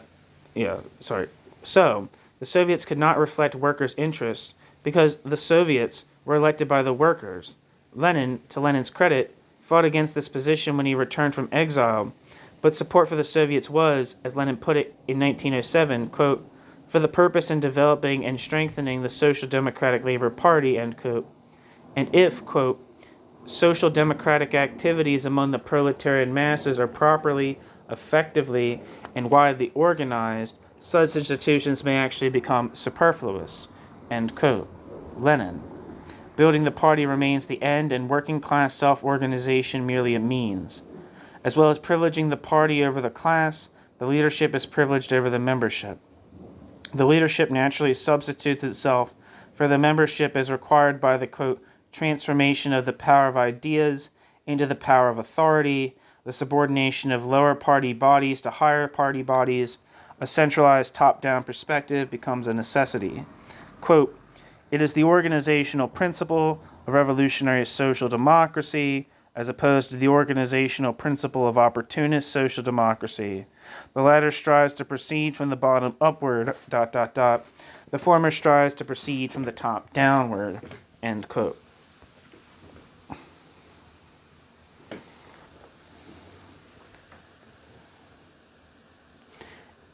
End quote, Lenin. The need for centralization flows from the assumption of vanguardism. If socialist consciousness comes from outside the working class, then that also applies within the party. Hence the need for central control beyond the notion that it is more efficient and effective than federalism. Footnote. Space excludes a discussion of the false nature of such notions as shown by the limitations of the Bolshevik Party in 1917. End footnote. So the vanguard party is centralized like the capitalist system it claims to oppose. Anarchists have long argued that the centralization of the state structure produced around it a bureaucracy and, unsurprisingly, the Bolshevik Party likewise produced a caste of officials. Discussing the Bolsheviks in 1905, Trotsky points out this tendency existed from the start. Quote, the habits peculiar to a political machine were already forming in the underground. The young revolutionary bureaucrat was already emerging as a type. The conditions of conspiracy, true enough, offered rather meager scope for such formalities of democracy as electiveness, accountability, and control. Yet undoubtedly the committeemen narrowed these limitations considerably more than necessity demanded, and were far more intransigent and severe with the revolutionary working men than with themselves, preferring to domineer even on occasions that called for lending an attentive ear to the voice of the masses. End quote. Trotsky, Stalin. Unsurprisingly, Lenin also spent a lot of energy fighting the bureaucracy of his own party in 1917 to push the revolution forward. As Trotsky reported, quote, as often happens, a sharp cleavage developed between the classes in motion and the interests of the party machines. Even the Bolshevik party cadres, who enjoyed the benefit of exceptional revolutionary training, were definitely inclined to disregard the masses and to identify their own special interests and the interests of the machine on the very day after the monarchy was overthrown. What then could be expected of these cadres when they became an all-powerful state bureaucracy? And it is now to that question, end quote, Trotsky. And it is now to that question, the reality of the Bolshevik regime, that we turn.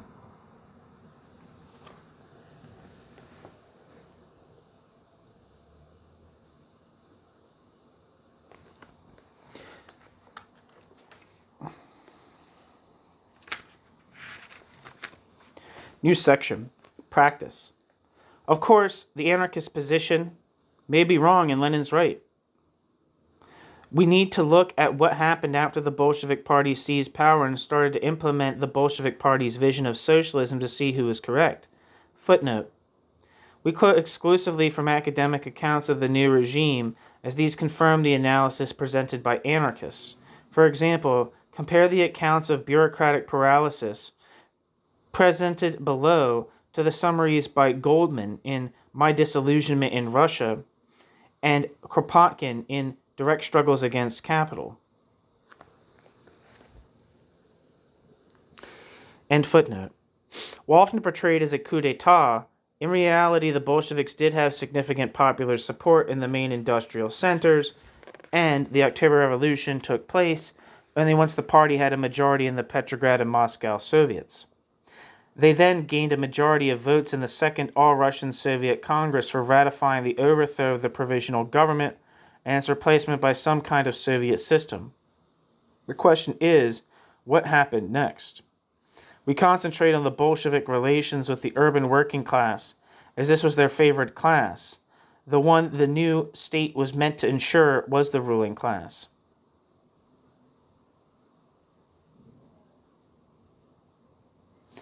Footnote. Given the size of the Russian peasantry within the population, it would have been possible for the Bolsheviks to gain a majority in the republic they had supported previously, and indeed they received 25% of the vote to the Constituent Assembly, while the Peasant Party, the Socialist Revolutionaries, received 57%. Gaining a majority in the urban Soviets by elected workers and soldiers was feasible, and may explain Lenin's new perspective in 1917. The new regime gave priority to urban workers and built an institutional bias in voting of approximately 5-1 against the peasants. While fitting for a Marxist party and its prejudices against the peasantry, this helped to alienate the bulk of the population against the new regime, an alienation reinforced by numerous other Bolshevik policies, such as the creation of, quote, poor peasants committees, end quote, and the forced requisition of food, driven in part due to lack of goods to trade with the peasants, a lack Bolshevik economic policies made worse. Bolshevik attitudes to the peasants undoubtedly made the situation worse. End footnote.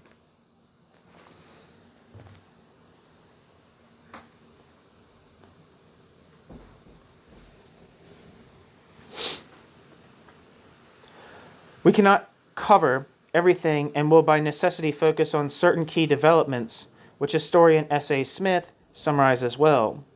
I would recommend checking out some of the lectures by S.A. Smith on The Social Histories of Revolution YouTube channel. Anyway, quote, the Bolsheviks established their power in the localities through Soviet soldiers' committees, factory committees, and Red Guards.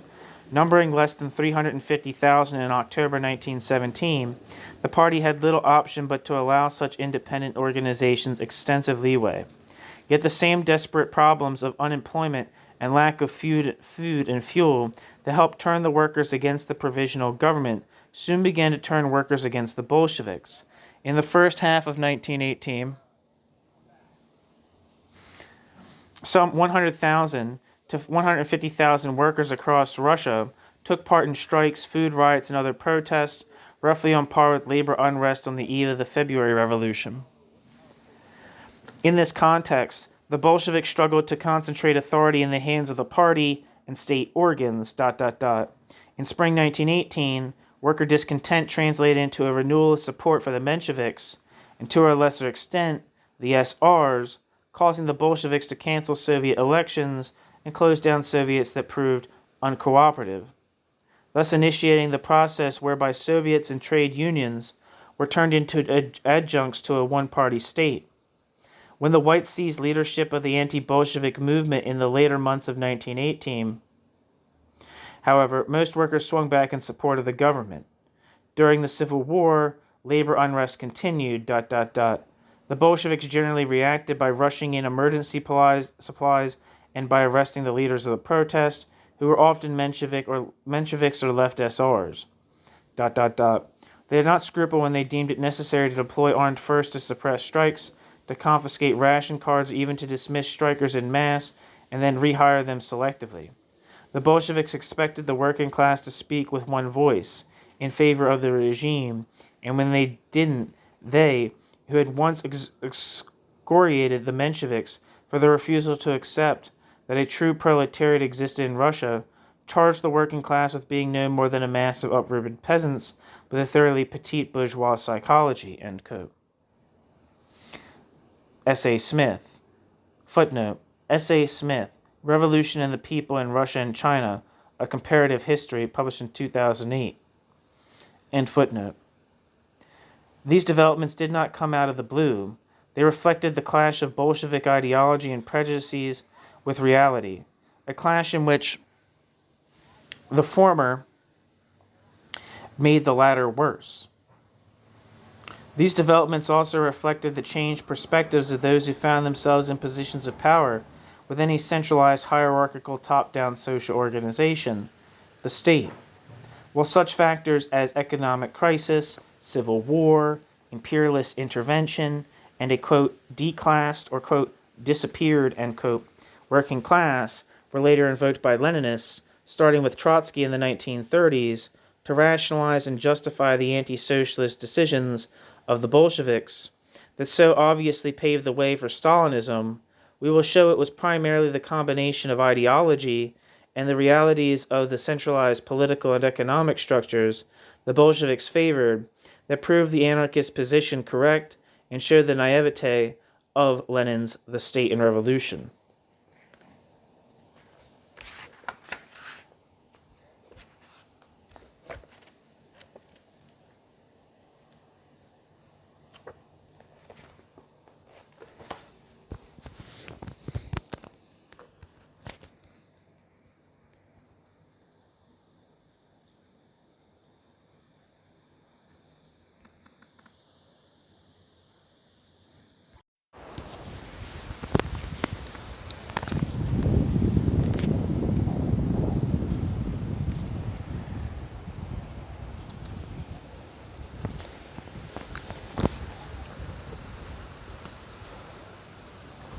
New section.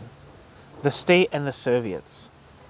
Lenin had stressed the need for, quote, working bodies, end quote, and the fusion of legislative and executive bodies, yet the Second All-Russian Congress of Soviets elected a new Central Executive Committee, VTSIK, with 101 members, and created the Council of People's Commissars, Sovnarkom, with 16 members. A mere 4 days later, the Sovnarkom unilaterally gave itself legislative power by simply issuing a decree to this effect. This made clear the party's preeminence over the Soviets. However, this should not have come as a surprise, since throughout 1917, Lenin had argued that, quote, the Bolsheviks must assume power, end quote, and, quote, can and must take state power into their own hands, end quote. Lenin. The Bolshevik Central Committee admitted to doing so just after the October Revolution, quote, it is impossible to refuse a purely Bolshevik government without treason to the slogan of the power of the Soviets, since a majority at the Second All-Russian Congress of Soviets, handed power over to this government, end quote. So the, quote, new, end quote, state, so in the, quote, new, end quote, state, it was not the people nor the Soviets which governed, but rather the Bolsheviks. Thus the VTSIK, in theory, the highest organ of Soviet power, was turned into little more than a rubber stamp for a Bolshevik executive. This was aided by the activities of its Bolshevik-dominated presidium that circumvented general meetings, postponed regular sessions, and presented it with policies which had already been implemented by the Sovnarkom. Footnote. Charles Duval, Yakov M. Sverdlov, and the All-Russian Central Executive Committee of Soviets, published in Soviet Studies, end footnote. In addition, quote, effective power in the local Soviets relentlessly gravitated to the executive committees and, especially their presidia. Plenary sessions became increasingly symbolic and ineffectual, end quote. See Carmen Siriani, Workers' Control and Socialist Democracy, published in 1982 with Verso. End footnote. Combined with the rise of executive power, the, quote, new, end quote, state also saw an increase in bureaucracy that started immediately with the seizure of power by the Bolsheviks. Quote, the old state's political apparatus was, quote, smashed, but in its place a new bureaucratic and centralized system emerged with extraordinary rapidity. After the transfer of government to Moscow in March 1918, it continued to expand, ... As the functions of the state expanded, so did the bureaucracy, and by August 1918, nearly a third of Moscow's working population were employed in offices. The great increase in the number of employees, ... took place in early to mid-1918, and thereafter, despite many campaigns to reduce their number, they remained a steady proportion of the falling population, end quote. Richard Sakwa, The Commune State in Moscow in 1918, Slavic Review. End footnote. Bureaucracy, quote, grew by leaps and bounds. Control over the new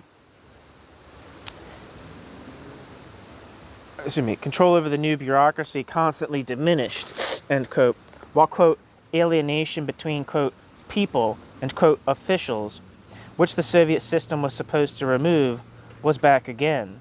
Beginning in 1918, complaints about, quote, bureaucratic excesses, end quote, lack of contact with voters, and new proletarian bureaucrats grew louder and louder, end quote. Ann Wheeler. In stark contrast to the promise to, quote, take immediate steps to cut bureaucracy down to the roots, end quote, it swiftly and dramatically increased.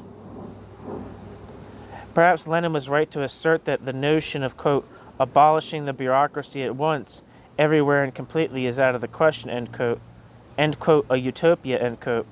But to massively increase that bureaucracy is something else, particularly when the opposite had been so confidently proclaimed. Footnote.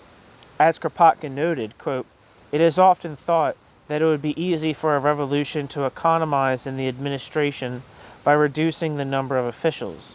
This was certainly not the case during the revolution of 1789 to 1793, which with each year extended the functions of the state over instruction, judges paid by the state, the administration paid out of the taxes, an immense army, and so forth, end quote. Kropotkin from The Great French Revolution, published with Black Rose Books in 1989. End footnote. Alongside the ever-increasing bureaucracy, the new, quote, semi-state, end quote, also gained, quote, special bodies, end quote, of armed forces.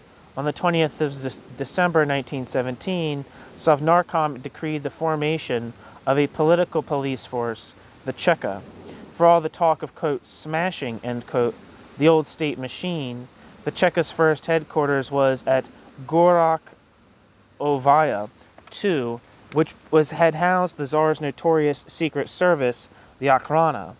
In March 1918, Trotsky replaced the militia with a regular army by eliminating the soldiers' committees and elected officers. Quote, the principle of election is politically purposeless and technically inexpedient, and it has been, in practice, abolished by decree, end quote. Leon Trotsky. How the Revolution Armed. The Military Writings and Speeches of Leon Trotsky. End footnote. This shifting of power territorially to the center and functionally to executives, the rise of a, quote, new, end quote, bureaucracy and specialized armed forces, which, while all expected by anarchists, did not automatically mean dictatorship, as other parties could, in theory, win elections to Soviets, become the majority and replace the executives. This is precisely what the Mensheviks decided to do, and the Mensheviks achieved significant success by the spring of 1918, as the working class was, quote, becoming increasingly disillusioned with the Bolshevik regime, so much so that in many places the Bolsheviks felt constrained to dissolve the Soviets or prevent re-elections where Mensheviks and socialist revolutionaries had gained majorities, end quote. Footnote. Israel Getzler, Martov, A Political Biography of a Russian Social Democrat, published in 1966, and Vladimir Brovkin's article, The Mensheviks, Political Comeback, Elections to the Provincial City Soviets in Spring 1918, The Russian Review, Leonard Shapiro, The Origin of the Communist Autocracy, Political Opposition in the Soviet State, The First Phase, 1917 to 1922, and Silvana Mal, The Economic Organization of War Communism, published with Cambridge in 2002. End footnote.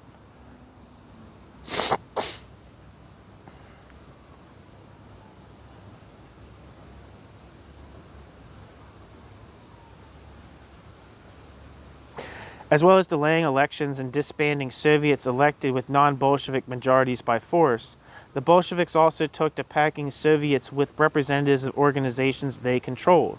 So, for example, in Petrograd, the Bolshevik Soviet confirmed new regulations, quote, to help offset possible weaknesses, end quote, in their electoral strength in the factories, end quote. The, quote, most significant change, end quote, was the numerically decisive representation, end quote, given, quote, to agencies in which the Bolsheviks had overwhelming strength, among them the Petrograd Trade Union Council, individual trade unions, factory committees and closed enterprises, district Soviets, and district non-party workers' conferences, end quote. This ensured that, quote, only 260 of roughly 700 deputies in the new Soviet were to be elected in factories, which guaranteed a large Bolshevik majority in advance, end quote. And so the Bolsheviks, quote, contrived a majority, end quote, in the new Soviet long before gaining 127 of the 260 factory delegates. This, moreover, ignores the repression of opposition parties and press on the results. Overall, the Bolshevik election victory, quote, was highly suspect even on the shop floor, end quote. Footnote. Alexander Rabinowitch, The Bolsheviks in Power, The First Year of Soviet Rule in Petrograd, published with Bloomington, Indiana University Press in 2007, and Vladimir N. Brovkin's The Mensheviks After October, Socialist Opposition and the Rise of the Bolshevik Dictatorship. End footnote.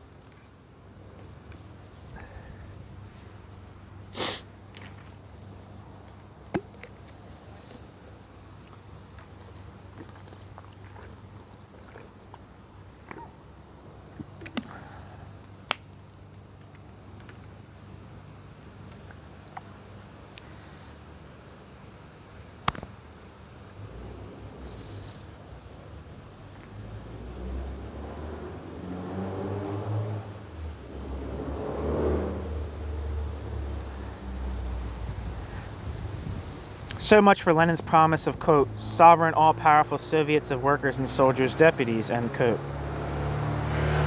Lenin.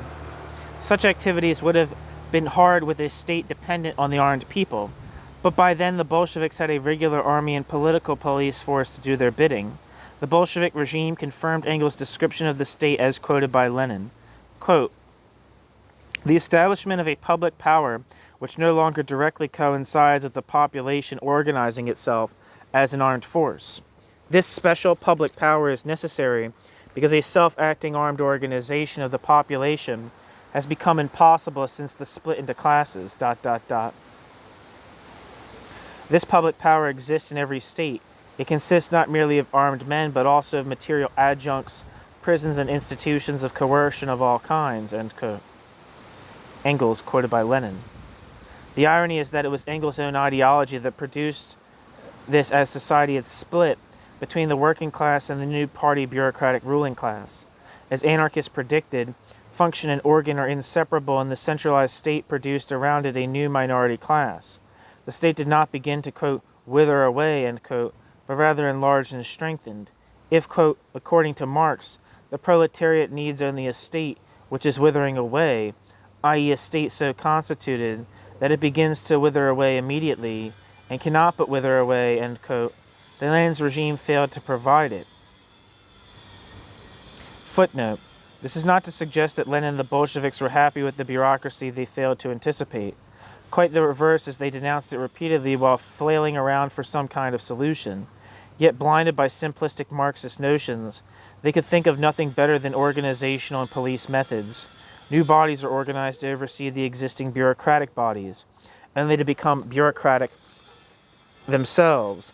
Other bodies are enlarged or workers added to them, only for the problems to worsen. More centralization is implemented, resulting in more bureaucracy. The conflict with the bureaucracy is finally resolved after Lenin's death, with the complete victory of the bureaucrats under Stalin, who then uses the repressive techniques perfected under Lenin against the left-wing opposition and the working class within the party itself. End footnote.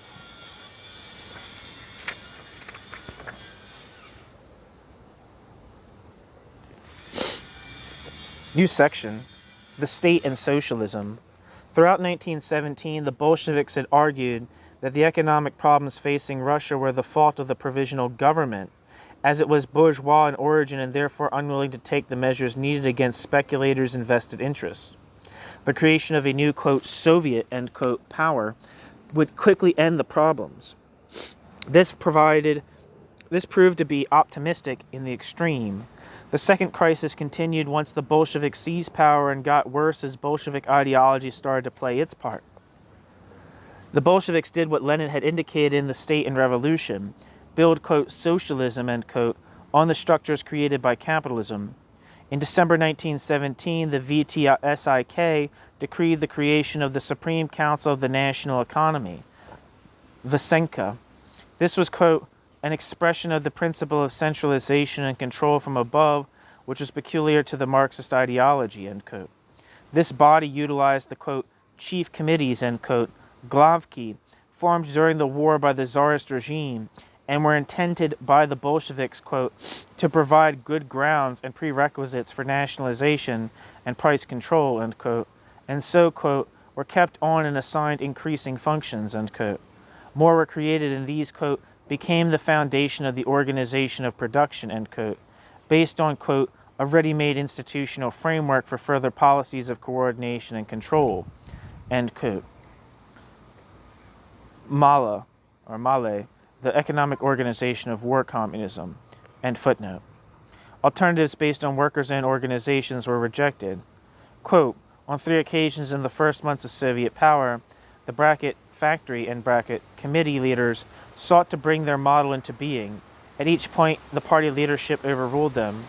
The result was to vest both managerial and control powers in organs of the state, which were subordinate to the central authorities and formed by the central authorities, end quote. Footnote. Thomas F. Remington, Building Socialism in Bolshevik Russia, Ideology and Industrial Organization, 1917 to 1921. End footnote. Indeed, it is, quote, likely that the arguments for centralization in economic policy, which were prevalent among Marxists, determined the short life of the All-Russian Council of Workers' Control, end quote. Male, the economic organization of war communism.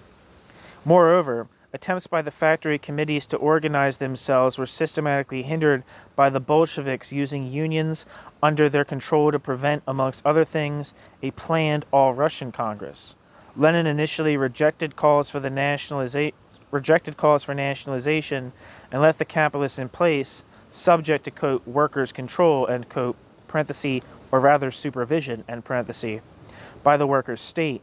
Direct workers' control of production was not seen as essential and indeed was rejected. By April 1918, faced with the growing economic crisis, Lenin turned on the factory committees by channeling Engels' article on authority, with Engels' article on authority's confusion of agreement with authoritarianism, cooperation with coercion, and demanded, quote, obedience and unquestioning obedience at that, during work to the one-man decisions of the Soviet directors, of the dictators elected or appointed by Soviet institutions, vested with dictatorial powers, end quote. Lenin. In short, capitalist relations in production in which workers are once again mere order takers. Quote, firstly, the question of principle, namely, is the appointment of individuals, dictators with unlimited powers, in general compatible with the fundamental principles of Soviet government, ... Concerning the significance of individual dictatorial powers from the point of view of the specific task of the present moment, it must be said that large-scale machine industry, which is precisely the material source, the productive source, the foundation of socialism, calls for absolute and strict unity of will, which directs the joint labors of hundreds, thousands, and tens of thousands of people, ... But how can strict unity of will be ensured? By thousands subordinating their will to the will of one, ... Unquestioning subordination to a single will is absolutely necessary for the success of processes organized on the pattern of large-scale machine industry, ... Revolution demands, precisely in the interest of its development and consolidation, precisely in the interest of socialism, that the people unquestioningly obey the single will of the leaders of labor. That the people unquestioningly obey the single will of the leaders of labor, end quote. Lenin. This part of, quote, our task, end quote, which was, quote, to study the state capitalism of the Germans, to spare no effort in copying the state capitalism of the Germans, not to shrink from adopting dictatorial methods to hasten the copying of the state capitalism of the Germans, end quote, and prefigured in the state and revolution, as Lenin himself later stressed against opponents within the party. Footnote. Also see Maurice Brinton's classic, The Bolsheviks and Workers' Control, for an excellent discussion of this subject in Maurice Brinton, For Workers' Power, the selected writings of Maurice Brinton. That book is on this channel, both the collection of For Workers' Power by Maurice Brinton, and also the book within the book, The Bolsheviks and Workers' Control. That's all on this channel if you're interested.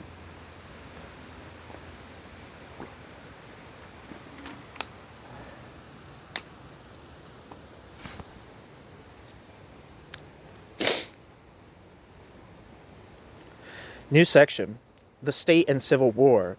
A standard response to the anarchist critique of the Bolshevik regime by modern-day Leninists is that the anarchist critique of the Bolshevik regime fails to mention the terrible civil war and imperialist invasion. These, the modern-day Leninists argue, cause the degeneration of the regime from the ideals of the state and revolution. Yet the anarchist critique remains valid. The usurpation of Soviet power by executives, abolition of democracy in the armed forces, quote, dictatorial, end quote, one-man management, creation of a highly centralized economic structure based on the institution inherited from Tsarism, packing and disbanding of Soviets, expanding bureaucracy, and so on. All these occurred before civil war broke out in late May 1918. The State and Revolution made clear that Lenin, unlike anarchists, expected the revolution to be an easy affair, with minimal resistance. Lenin's hopes seemed justified initially. As Lenin noted in March 1918, quote, victory was achieved, end quote, with, quote, extraordinary ease, end quote. And the, quote, revolution was a continuous triumphal march in the first months, end quote. Lenin. Yet signs of authoritarianism, some consistent with the state and revolution, some not, were present from the first day and increased during the next 6 months. The outbreak of civil war in late May 1918 merely accelerated them. The Bolsheviks had already packed and disbanded Soviets at the local level for some months before acting on the national level at the Fifth All-Russian Soviet Congress in July 1918. With the Mensheviks and right SRs banned from the Soviets, popular disenchantment with Bolshevik rule was expressed by voting for the left social revolutionaries, SRs. Left socialist revolutionaries is how I refer to them. I think the left social revolutionaries, when you just say that, it like,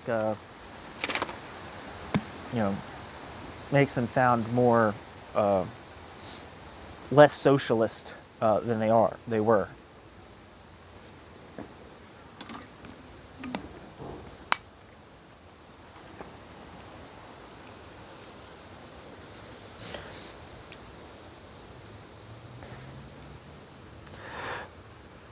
The Bolsheviks ensured their majority in the Congress and so a Bolshevik government by, quote, electoral fraud, bracket, which, end bracket, gave the Bolsheviks a huge majority of Congress delegates, end quote, by means of, quote, roughly 399 Bolshevik delegates whose right to be seated was challenged by the left SR minority in the Congress's Credentials Commission, end quote.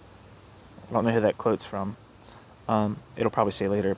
Without these dubious delegates, the left SRs and SR maximalists would have outnumbered the Bolsheviks by around 30 delegates, and this ensured, quote, the Bolshevik successful fabrication of a large majority, end quote.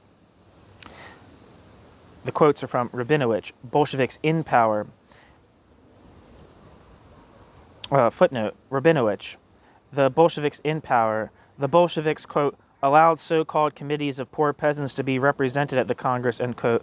And this, quote, blatant gerrymandering ensured a Bolshevik majority, end quote, according to Jeffrey Swain in The Origins of the Russian Civil War. Jeffrey Swain is a big historian of the Soviet Union. End footnote. Deprived of their democratic majority, the left SRs assassinated the German ambassador to provoke a revolutionary war with Germany. The Bolsheviks labeled this an uprising against the Soviets and made the left SRs, like the Mensheviks and right SRs, illegal.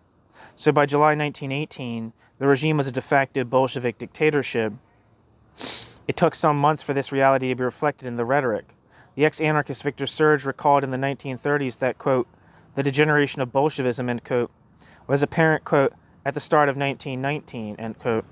For Serge was, quote, horrified to read an article, end quote, by Zinoviev, quote, on the monopoly of the party in power, end quote. Footnote, Victor Serge and Leon Trotsky, the Serge-Trotsky Papers, edited by David Cotterill, published with Pluto Press, 1994. It must be noted that Serge kept his horror well hidden throughout this period and well into the 1930s.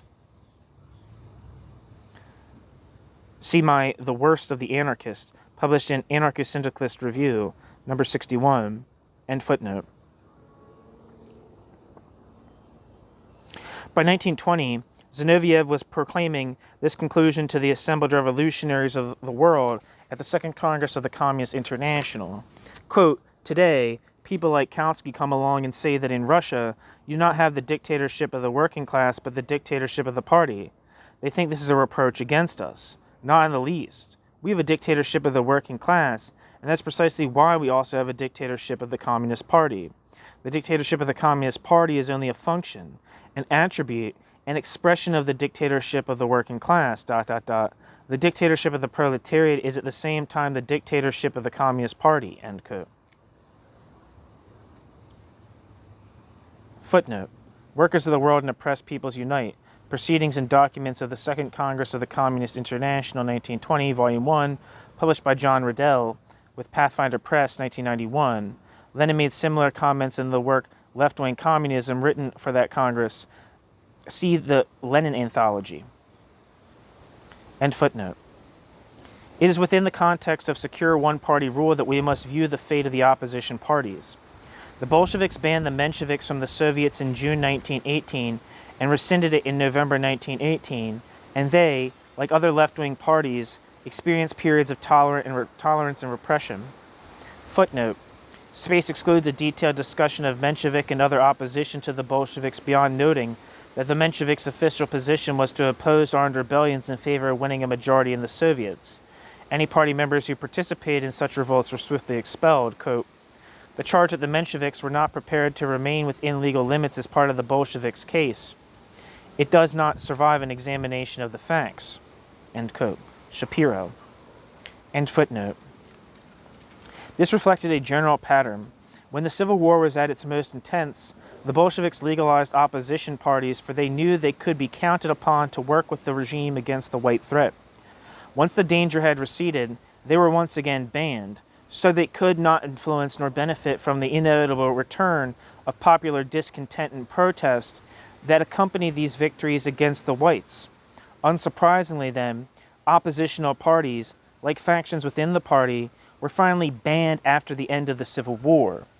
Economically, the same building upon the authoritarian tendencies already present before the Civil War continued. Faced with the predictable resistance by the capitalists, at the end of June 1918, wide-scale nationalization was decreed, although many local Soviets had already decided to do this under workforce pressure. This simply handed the economy to the ever-growing bureaucracy. The apparatus of the Vysenka grew from 6,000 in September 1918 to 24,000 by the end of 1920, with over half its budget consumed by personnel costs by the end of 1919.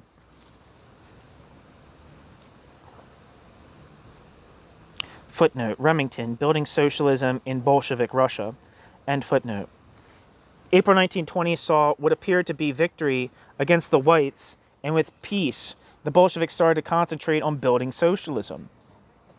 Whatever limited forms of workers' control or management remained were replaced by one-man management, and so the perspective of 1918 continued with Lenin in 1920, stressing that, quote, domination of the proletariat consists in the fact that the landowners and capitalists have been deprived of their property, end quote.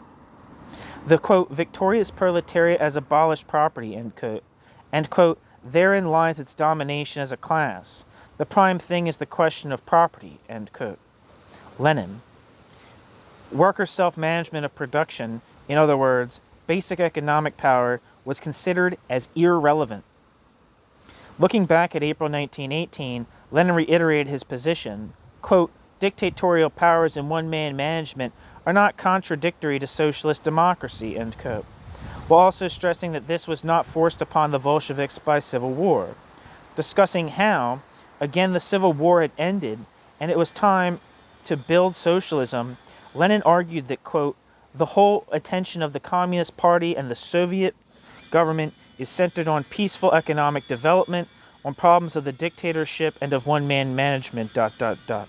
When we tackled them for the first time in 1918, there was no civil war and no experience to speak of, end quote. Lenin. So it, quote, was not only experience, end quote, of civil war, argued Lenin, quote, but something more profound, end quote, that has, quote, induced us now, as it did 2 years ago, to concentrate all our attention on labor discipline, end quote. Lenin.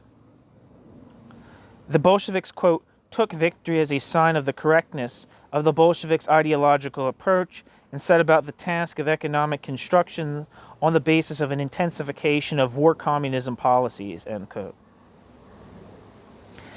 Footnote. Jonathan Avis, Workers Against Lenin, Labor Protest and the Bolshevik Dictatorship, published in 1996. End footnote. Even such abominations as the, quote, militarization of labor, end quote, were defended not as desperate measures provoked by necessity, which, while wrong, would at least indicate some awareness of what socialism meant, but ideologically, in terms of appropriate tools for building socialism, Thus Trotsky, as well as defending the, quote, substitution, end quote, of, quote, the dictatorship of the Soviets, end quote, by, quote, the dictatorship of the party, end quote, also defended one-man management. Quote, I consider if the Civil War had not plundered our economic organs of all that was strongest, most independent, most endowed with initiative, we should undoubtedly have entered the path of one-man management in the sphere of economic administration much sooner and much less painfully, end quote. And the militarization of labor, quote, the only solution to economic difficulties from the point of view of both principle and of practice is to treat the population of the whole country as the reservoir of the necessary labor power, ... and to introduce strict order into the work of its registration, mobilization, and utilization, end quote. Trotsky, Terrorism and Communism, a reply to Karl Kautsky, published by Ann Arbor University, Michigan Press, published in Ann Arbor, Michigan, University of Michigan Press, 1961, and footnote. These perspectives were bolstered by Engels' position on authority and the reference to, quote, industrial armies in the Communist Manifesto. They failed. Footnote. Trotsky applied his ideas on the railway workers, which led to the, quote, ignorance of distance and inability to respond properly to the local circumstances, ... Quote, I have no instructions, end quote, became all the more effective as a defensive and self-protective rationalization as party officials vested with unilateral power insisted all their orders be strictly obeyed. Cheka ruthlessly instilled fear, but repression, ... only impaired the exercise of initiative that daily operations required, end quote. William G. Rosenberg's article, that's from William G. Rosenberg's article, The Social Background to Sectran, in Party, State, and Society in the Russian Civil War, edited by Diane P. Koenker and William G. Rosenberg and Ronald Grigor Suni. Militarization was imposed in September 1920, which was followed by a disastrous collapse of the railway network in the winter. Quote, the Revolutionary Tribunal and guillotine could not make up for the lack of constructive communist theory, end quote. Kropotkin, The Great French Revolution, end footnote. So rather than being driven by civil war, quote, for the leadership, the principle of maximum centralization of authority served more than expedience. It consistently resurfaced as the image of a peacetime political system as well, end quote. Remington, Building Socialism in Bolshevik Russia. These alternatives were bolstered by Engels' position. Where am I?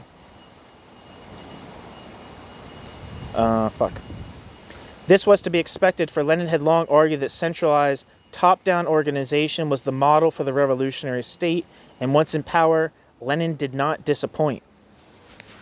However, by its very nature, centralism cannot help but produce bureaucracy.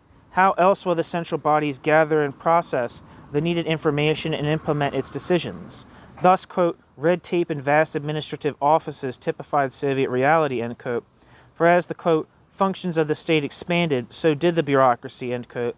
And so, quote, following the revolution, the process of institutional proliferation reached unprecedented heights, end quote. Richard Sakwa, Soviet Communists in Power, a study of Moscow during the Civil War, 1918 to 21, end footnote. If the Paris Commune had been, quote, overwhelmed by the demands placed on the Paris Commune, the new institutions in Russia covering a greater territory instead of responsibilities experienced far worse. Thus the Commissariat of Finance was, quote, not only bureaucratically cumbersome, but the Commissariat of Finance involved mountainous accounting problems, end quote. And, quote, the various offices of the Sovnarkos and commissariat structure were literally swamped with, quote, urgent, end quote, delegations and submerged in paperwork, end quote. William G. Rosenberg, The Social Background of the Sectran, end footnote.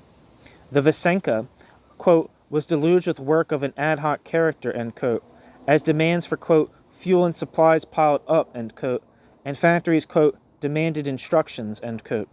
Its presidium, quote, scarcely knew what its tasks were, end quote. Footnote. Remington, Building Socialism in Bolshevik Russia.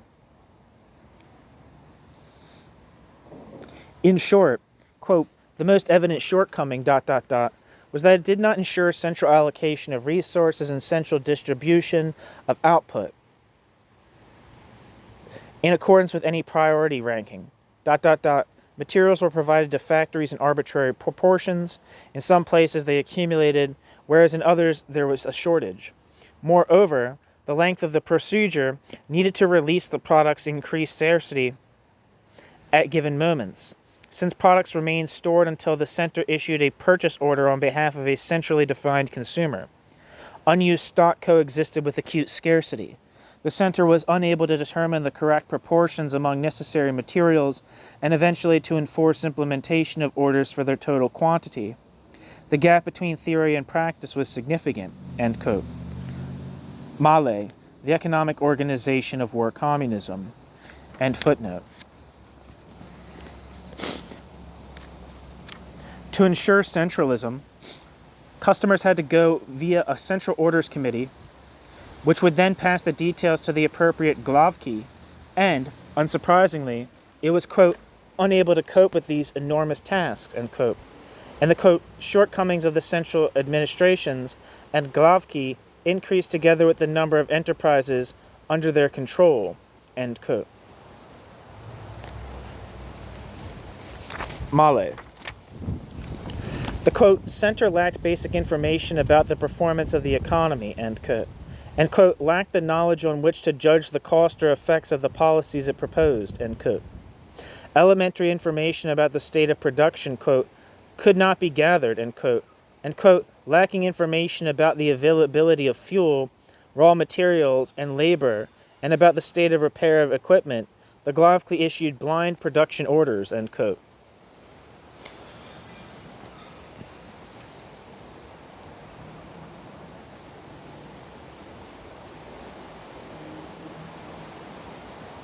Remington, Building Socialism in Bolshevik Russia. Faced with the realities rather than rhetoric of centralized top-down structures, even the most committed Bolsheviks ended up acting independently of the formal structures just to get things done. Footnote.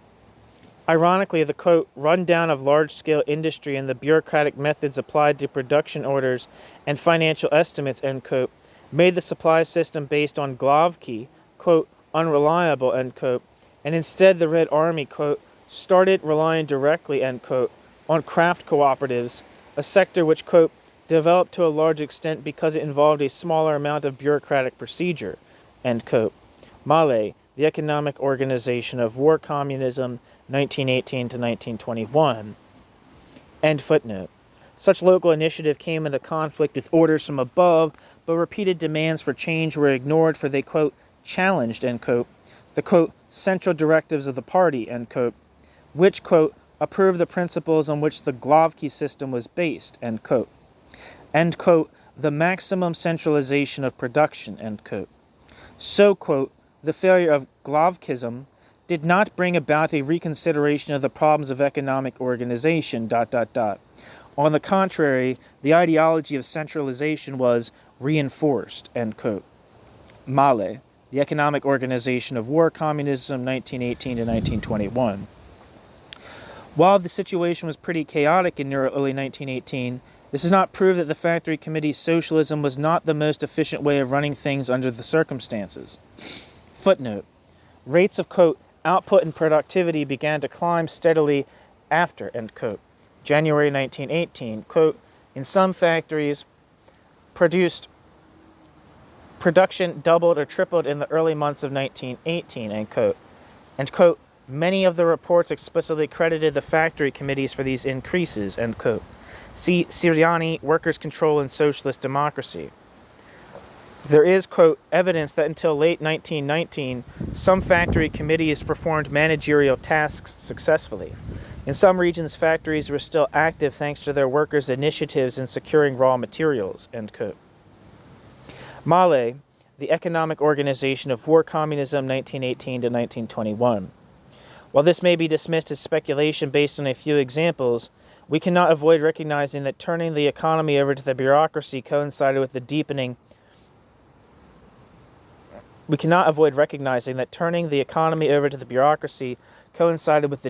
of the economic crisis.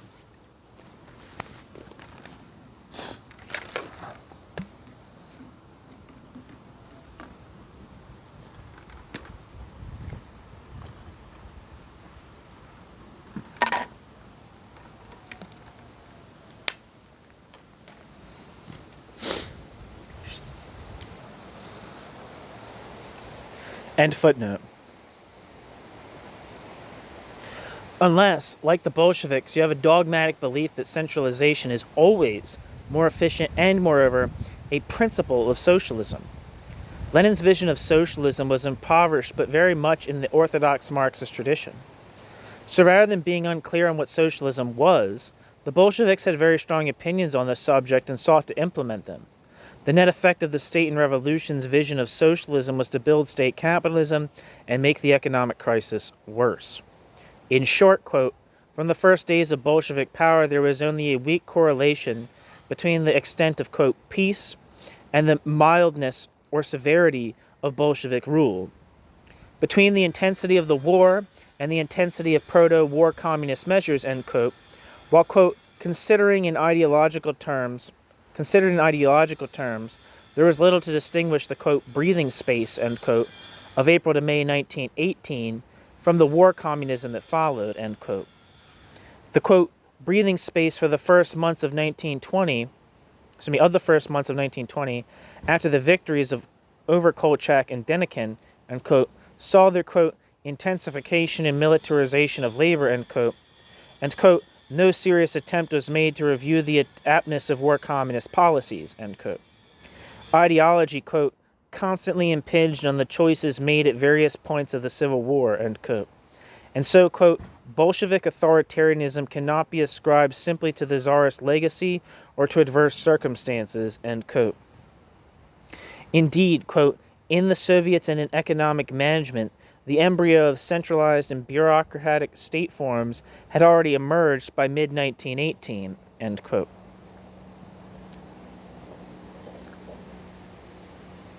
Sakva, Soviet communist in power. Finally, there is a major irony in this standard defense of the Bolsheviks. Leninists usually, and falsely, attack anarchists for not recognizing the need to defend a revolution. Yet here we have them rationalizing Bolshevik authoritarianism by referring to something, civil war, that they proclaim is an inevitable aspect of any revolution. So even if we ignore the awkward fact that before May 1918, the regime was well on its way to a one-party state capitalist dictatorship, we can only conclude that if Leninism cannot experience what it, rightly, proclaims is inevitable without degenerating, then it is best avoided.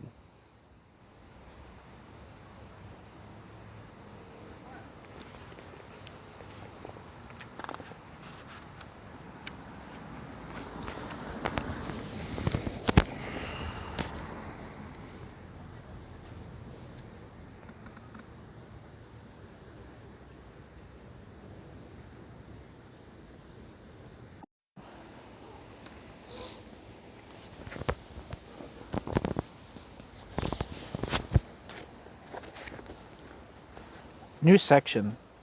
The state and the masses. The privileged position of the party, unspoken of in the state and revolution, both in terms of ideology and in terms of holding and exercising power, played its role in Bolshevik attitudes to the masses in whose name they ruled.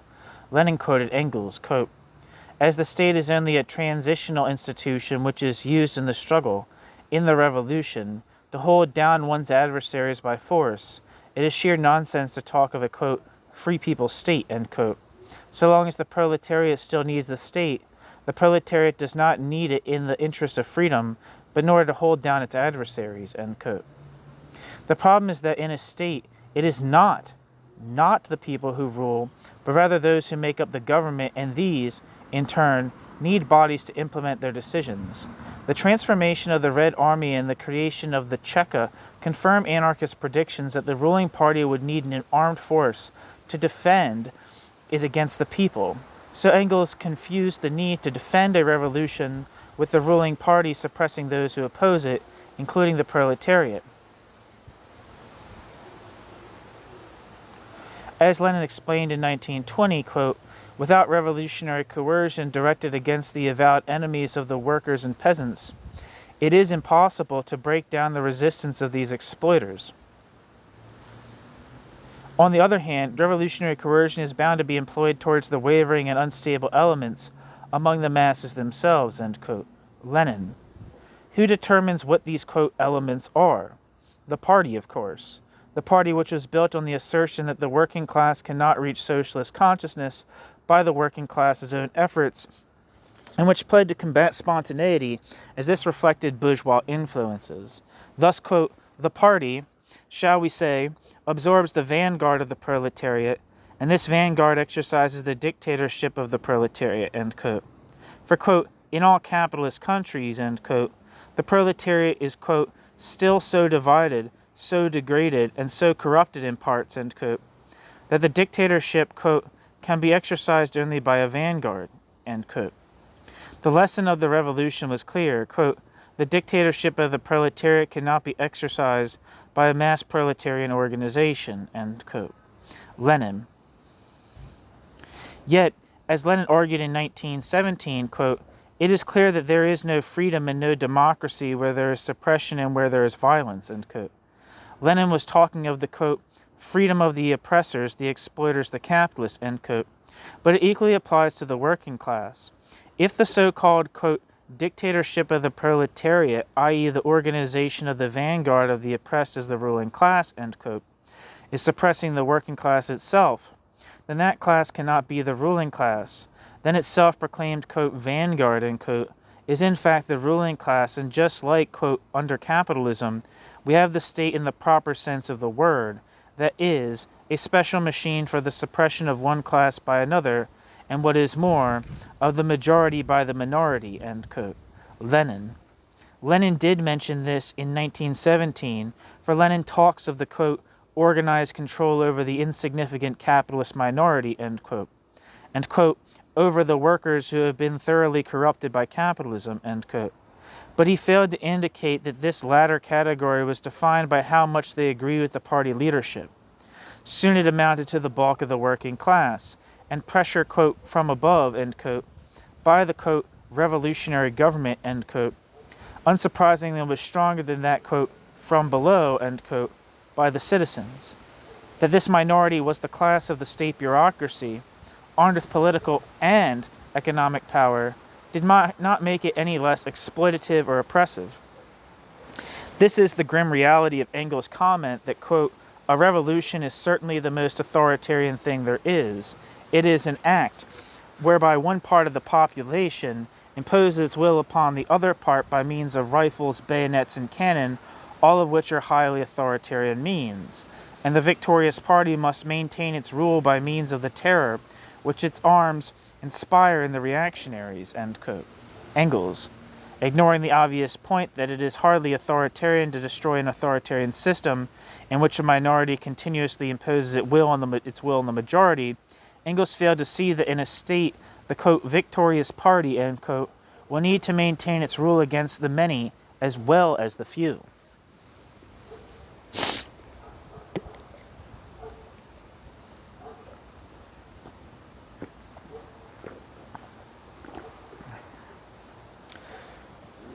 Sprace precludes a comprehensive account of the labor protests under and state repression by the Bolsheviks. Suffice to say, from the spring of 1918, both were a regular feature of life in, quote, revolutionary, end quote, Russia. Workers protested and struck, and the Bolsheviks sent in troops in the Cheka, withheld rations, made mass firings, and selective rehirings, all throughout the Civil War period when, according to Leninists, the working class had become, quote, declassed, end quote, atomized, or had, quote, disappeared, end quote. Footnote, see section H63 of An Anarchist Frequently Asked Question, which was edited by Iain Mckay. I guess I might have said that already. For an account of the massive and frequent labor protests and subsequent repression under the Bolsheviks. The Bolsheviks also clamped down even adversary bodies they themselves set up. In his 1920 diatribe against left-wing communism, Lenin pointed to, quote, non-party workers and peasants pointed to, quote, non-party workers and peasants' conferences, end quote, and Soviet congresses as means by which the party secured its rule. Yet if the congresses of Soviets were, quote, democratic institutions, the like of which even the best democratic republics of the bourgeois have never known, end quote, the Bolsheviks would have no need to, quote, support, develop, and extend, end quote, non-party conferences, quote, to be able to observe the temper of the masses, come closer to the masses, meet the masses' requirements, promote the best among them to state posts, end quote. Lenin. Yet even these were too much for the Bolsheviks during the labor protests and strikes of late 1920. Quote, they provided an effective platform for criticism of Bolshevik policies, end quote, and they, quote, were discontinued soon afterward, end quote. See Sakwa, Soviet Communists in Power, and Avis's Workers Against Lenin. End footnote.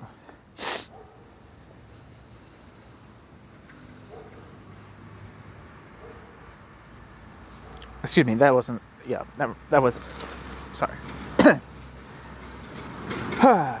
Okay, where was I?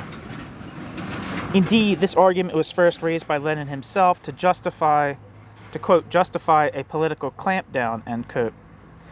And as, quote, discontent among workers became more and more difficult to ignore, end quote, Lenin argued that the consciousness of the working class had deteriorated such that, quote, workers had become, quote, declassed, end quote, end quote. While self-serving, this argument reflected the notions raised in What Is to Be Done and the privileged position the party holds in Leninism. As the workers disagreed with the party by definition, they were lacking class consciousness and, quote, declassed, end quote. In short, Lenin was right when he argued that, quote, the essence of the matter, end quote, was, quote, has the oppressed class arms, end quote. Lenin. This was the case with the new state and its various actions to dispossess the working class of the working class's arms, to replace the democratic militias with regular standing armies, to create a political police force. When workers' organizations, protests, and strikes are being repeatedly and systematically repressed, it is nonsense to suggest that the working class is the ruling class, particularly when this repression began so soon into the new regime. New section. Alternatives. It may be objected that we are indulging in armchair theorizing, and the fact that it was the Bolsheviks and not the anarchists who were facing civil war and imperialist intervention shows that anarchism should, as Trotsky proclaimed, be consigned into the dustbin of history, except for two facts. First, the Bolshevik descent into authoritarianism preceded the Civil War, and second, anarchists did face those challenges and did not succumb as the Bolsheviks did. We have shown the former, and space precludes a detailed account of the latter, beyond indicating that the Mckayist movement in the Ukraine faced the same, arguably worse, pressures and encouraged Soviet democracy, freedom of speech, workers' management, and so on, while the Bolsheviks repressed them. After helping to defeat the Whites, the Bolsheviks betrayed the Mckayist and crushed them after yet more months of fighting. Footnote. See Peter Arshinov, The History of the Mckayist Movement, published with Freedom Press in 1987. It's probably republished. Michael Mallet, Nestor Makhno in the Russian Civil War, and Alexander Skurda, Nestor Makhno, Anarchy's Cossack, The Struggle for Free Soviets in the Ukraine, 1917 to 1921. End footnote.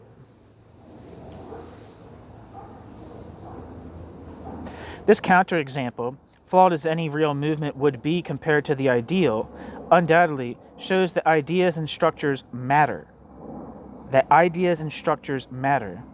These prejudices in favor of centralization, notions that, quote, top-down, end quote, structures reflect, quote, revolutionary social democracy, end quote, impoverished visions of socialism, the privileged position of the party, the confusion of defending freedom with, quote, authoritarian, end quote, methods, all played their part in the failure of the Russian Revolution and the degeneration of the Bolshevik regime. Regardless of Lenin's claims, anarchists do not envision, quote, overnight, end quote, revolutions. Emma Goldman, for example, did not come to Russia, quote, expecting to find anarchism realized, end quote.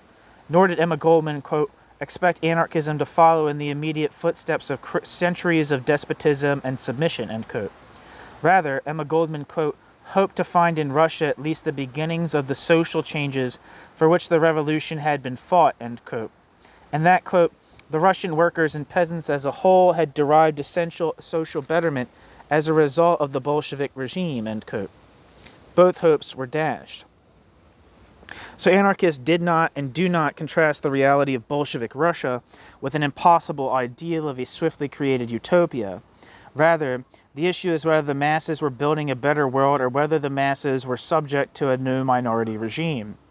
Regardless of Lenin's claims in 1917, the latter was the case in the new, quote, Soviet system with its ruling party, marginalized Soviets, centralization, bureaucracy, appointed from above dictatorial managers, nationalization, and so forth.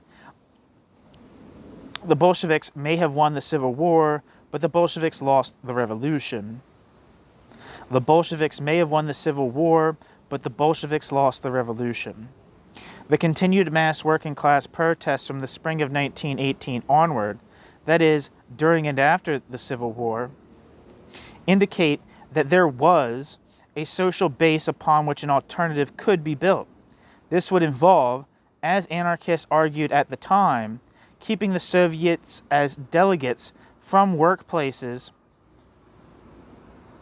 and actually eliminating executive bodies, supporting the factory committees and their federations, supporting customer cooperatives, keeping democratic armed forces, protecting freedom of press, assembly and organization, implementing socialization rather than nationalization. In short, recognizing that freedom is not an optional extra during a revolution, but revolution's only guarantee, by recognizing the validity of anarchism, for it did not correctly predict the failures of Marxism by accident. Finally, while the Russian Revolution shows the bankruptcy of vanguardism, it also shows the pressing need for anarchists to organize as anarchists to influence the class struggle. The Russian anarchists, unlike their Ukrainian comrades, did not organize sufficiently and pay the price. Rising anarchist influence in 1917 could not make up for the previous lack of systematic organization and activity within the labor movement. Only anarchists having a firm social basis would have meant victory for the, quote, unknown revolution, end quote, against both red and white authority. New section, conclusions. If, as Lenin argued, the state is, quote, a power which arose from society but places itself above society and alienates itself more and more from society, end quote, and, quote, consist of special bodies of armed men having prisons, etc. at their command, end quote, then the Bolshevik regime was most definitely a state in the normal sense of the term. In the normal sense of the term.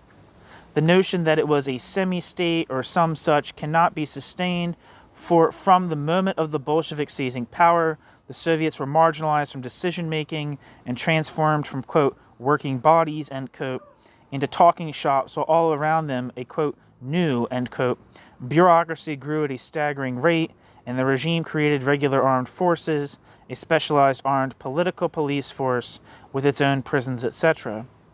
The key difference is that rather than being an instrument of the bourgeoisie or feudal aristocracy, as had the Tsarist state it replaced, it was the instrument of a new minority, the party leadership and the state bureaucracy. This ruling class combined political and economic power into its own hands, the latter slowly but surely replacing the former as the real power within the new social hierarchy. While many anarchists concentrate on the Kronstadt Rebellion of early 1921, presumably because noted anarchists like Goldman and Berkman arrived in Russia in 1920, the fate of the revolution was made much earlier. The unknown revolution, capital letters, capital unknown, capital revolution, had been fighting for its life from the start as the anti-socialist tendencies of the regime expressed themselves rapidly, Within 6 months of the October Revolution, the so-called, quote, semi-state, end quote, had all the features of the state in the, quote, proper sense of the word, end quote, and well on its way to one-party dictatorship and state capitalism. By early 1919, the reality of and necessity for party dictatorship became official ideology. Zinoviev proclaimed it at the Second Congress of the Communist International, while Trotsky was still arguing for the, quote, objective necessity, end quote, of the, quote, dictatorship of a party, end quote, into the late 1930s. The so-called worker state was needed to repress the workers, quote, the very same masses are at different times inspired by different moods and objectives. It is just for this reason that a centralized organization of the vanguard is indispensable. Only a party wielding the authority that party has won is capable of overcoming the vacillation of the masses themselves, ... If the dictatorship of the proletariat means anything at all, then it means that the vanguard of the proletariat is armed with the resources of the state in order to repel dangers, including those emanating from the backward layers of the proletariat itself, end quote. Leon Trotsky, The Moralists and Sycophants Against Marxism in Their Morals and Ours, published with Pathfinder in 1973. Pathfinder being the press of the American Socialist Workers' Party. End quote. As everyone is, by definition, quote, backward, end quote, compared to the vanguard, and, quote, vacillations, end quote, get expressed by elections, mandates, and recall, we have the logical conclusion of the vanguardism of Lenin's What Is to Be Done in Trotsky's implicit acknowledgement that the party needs a state in the, quote, proper sense of the word, end quote, that the working class is not the, quote, ruling class, end quote, in the, quote, new, end quote, state. The reality of the revolution did not reflect the promises made in 1917. Yet looking closely at these promises, at Lenin's The State and Revolution, we can see the role ideology played in the degeneration. Ideas matter, particularly the ideas of those at the highest levels of the state. Structures matter, as these are not neutral but reflect class interests and needs, and they shape the decisions made by those in power, and by either fostering or hindering meaningful mass participation in society. Both the ideas and structures advocated by Lenin in 1917 had their negative impact. That the Bolsheviks were initially elected did not undermine the dynamics inherent in the centralized political and economic structures the Bolsheviks favored and built. A bloated bureaucratic state and a state capitalist economy were inevitable. The combination of Bolshevik ideology and its favored, centralized top-down structures produced this outcome and confirmed anarchist theory. Lenin was right when Lenin said, quote, so long as the state exists, there is no freedom. When there is freedom, there will be no state, end quote. Lenin's era was thinking that a state, a centralized hierarchical structure developed by the few to secure their rule, could be utilized in a different way. Even when based on workers' organizations, it quickly reverted to its role of securing minority rule, in this case that of the party leadership and the bureaucracy which any centralized structure generates. Anarchist warnings were proven right, and only anarchism offers a solution, in the form of a federalist, self-managed, bottom-up social organization. The Russian Revolution shows that it was not a case of the state and revolution, but rather the state or revolution. The end. Thank you for listening.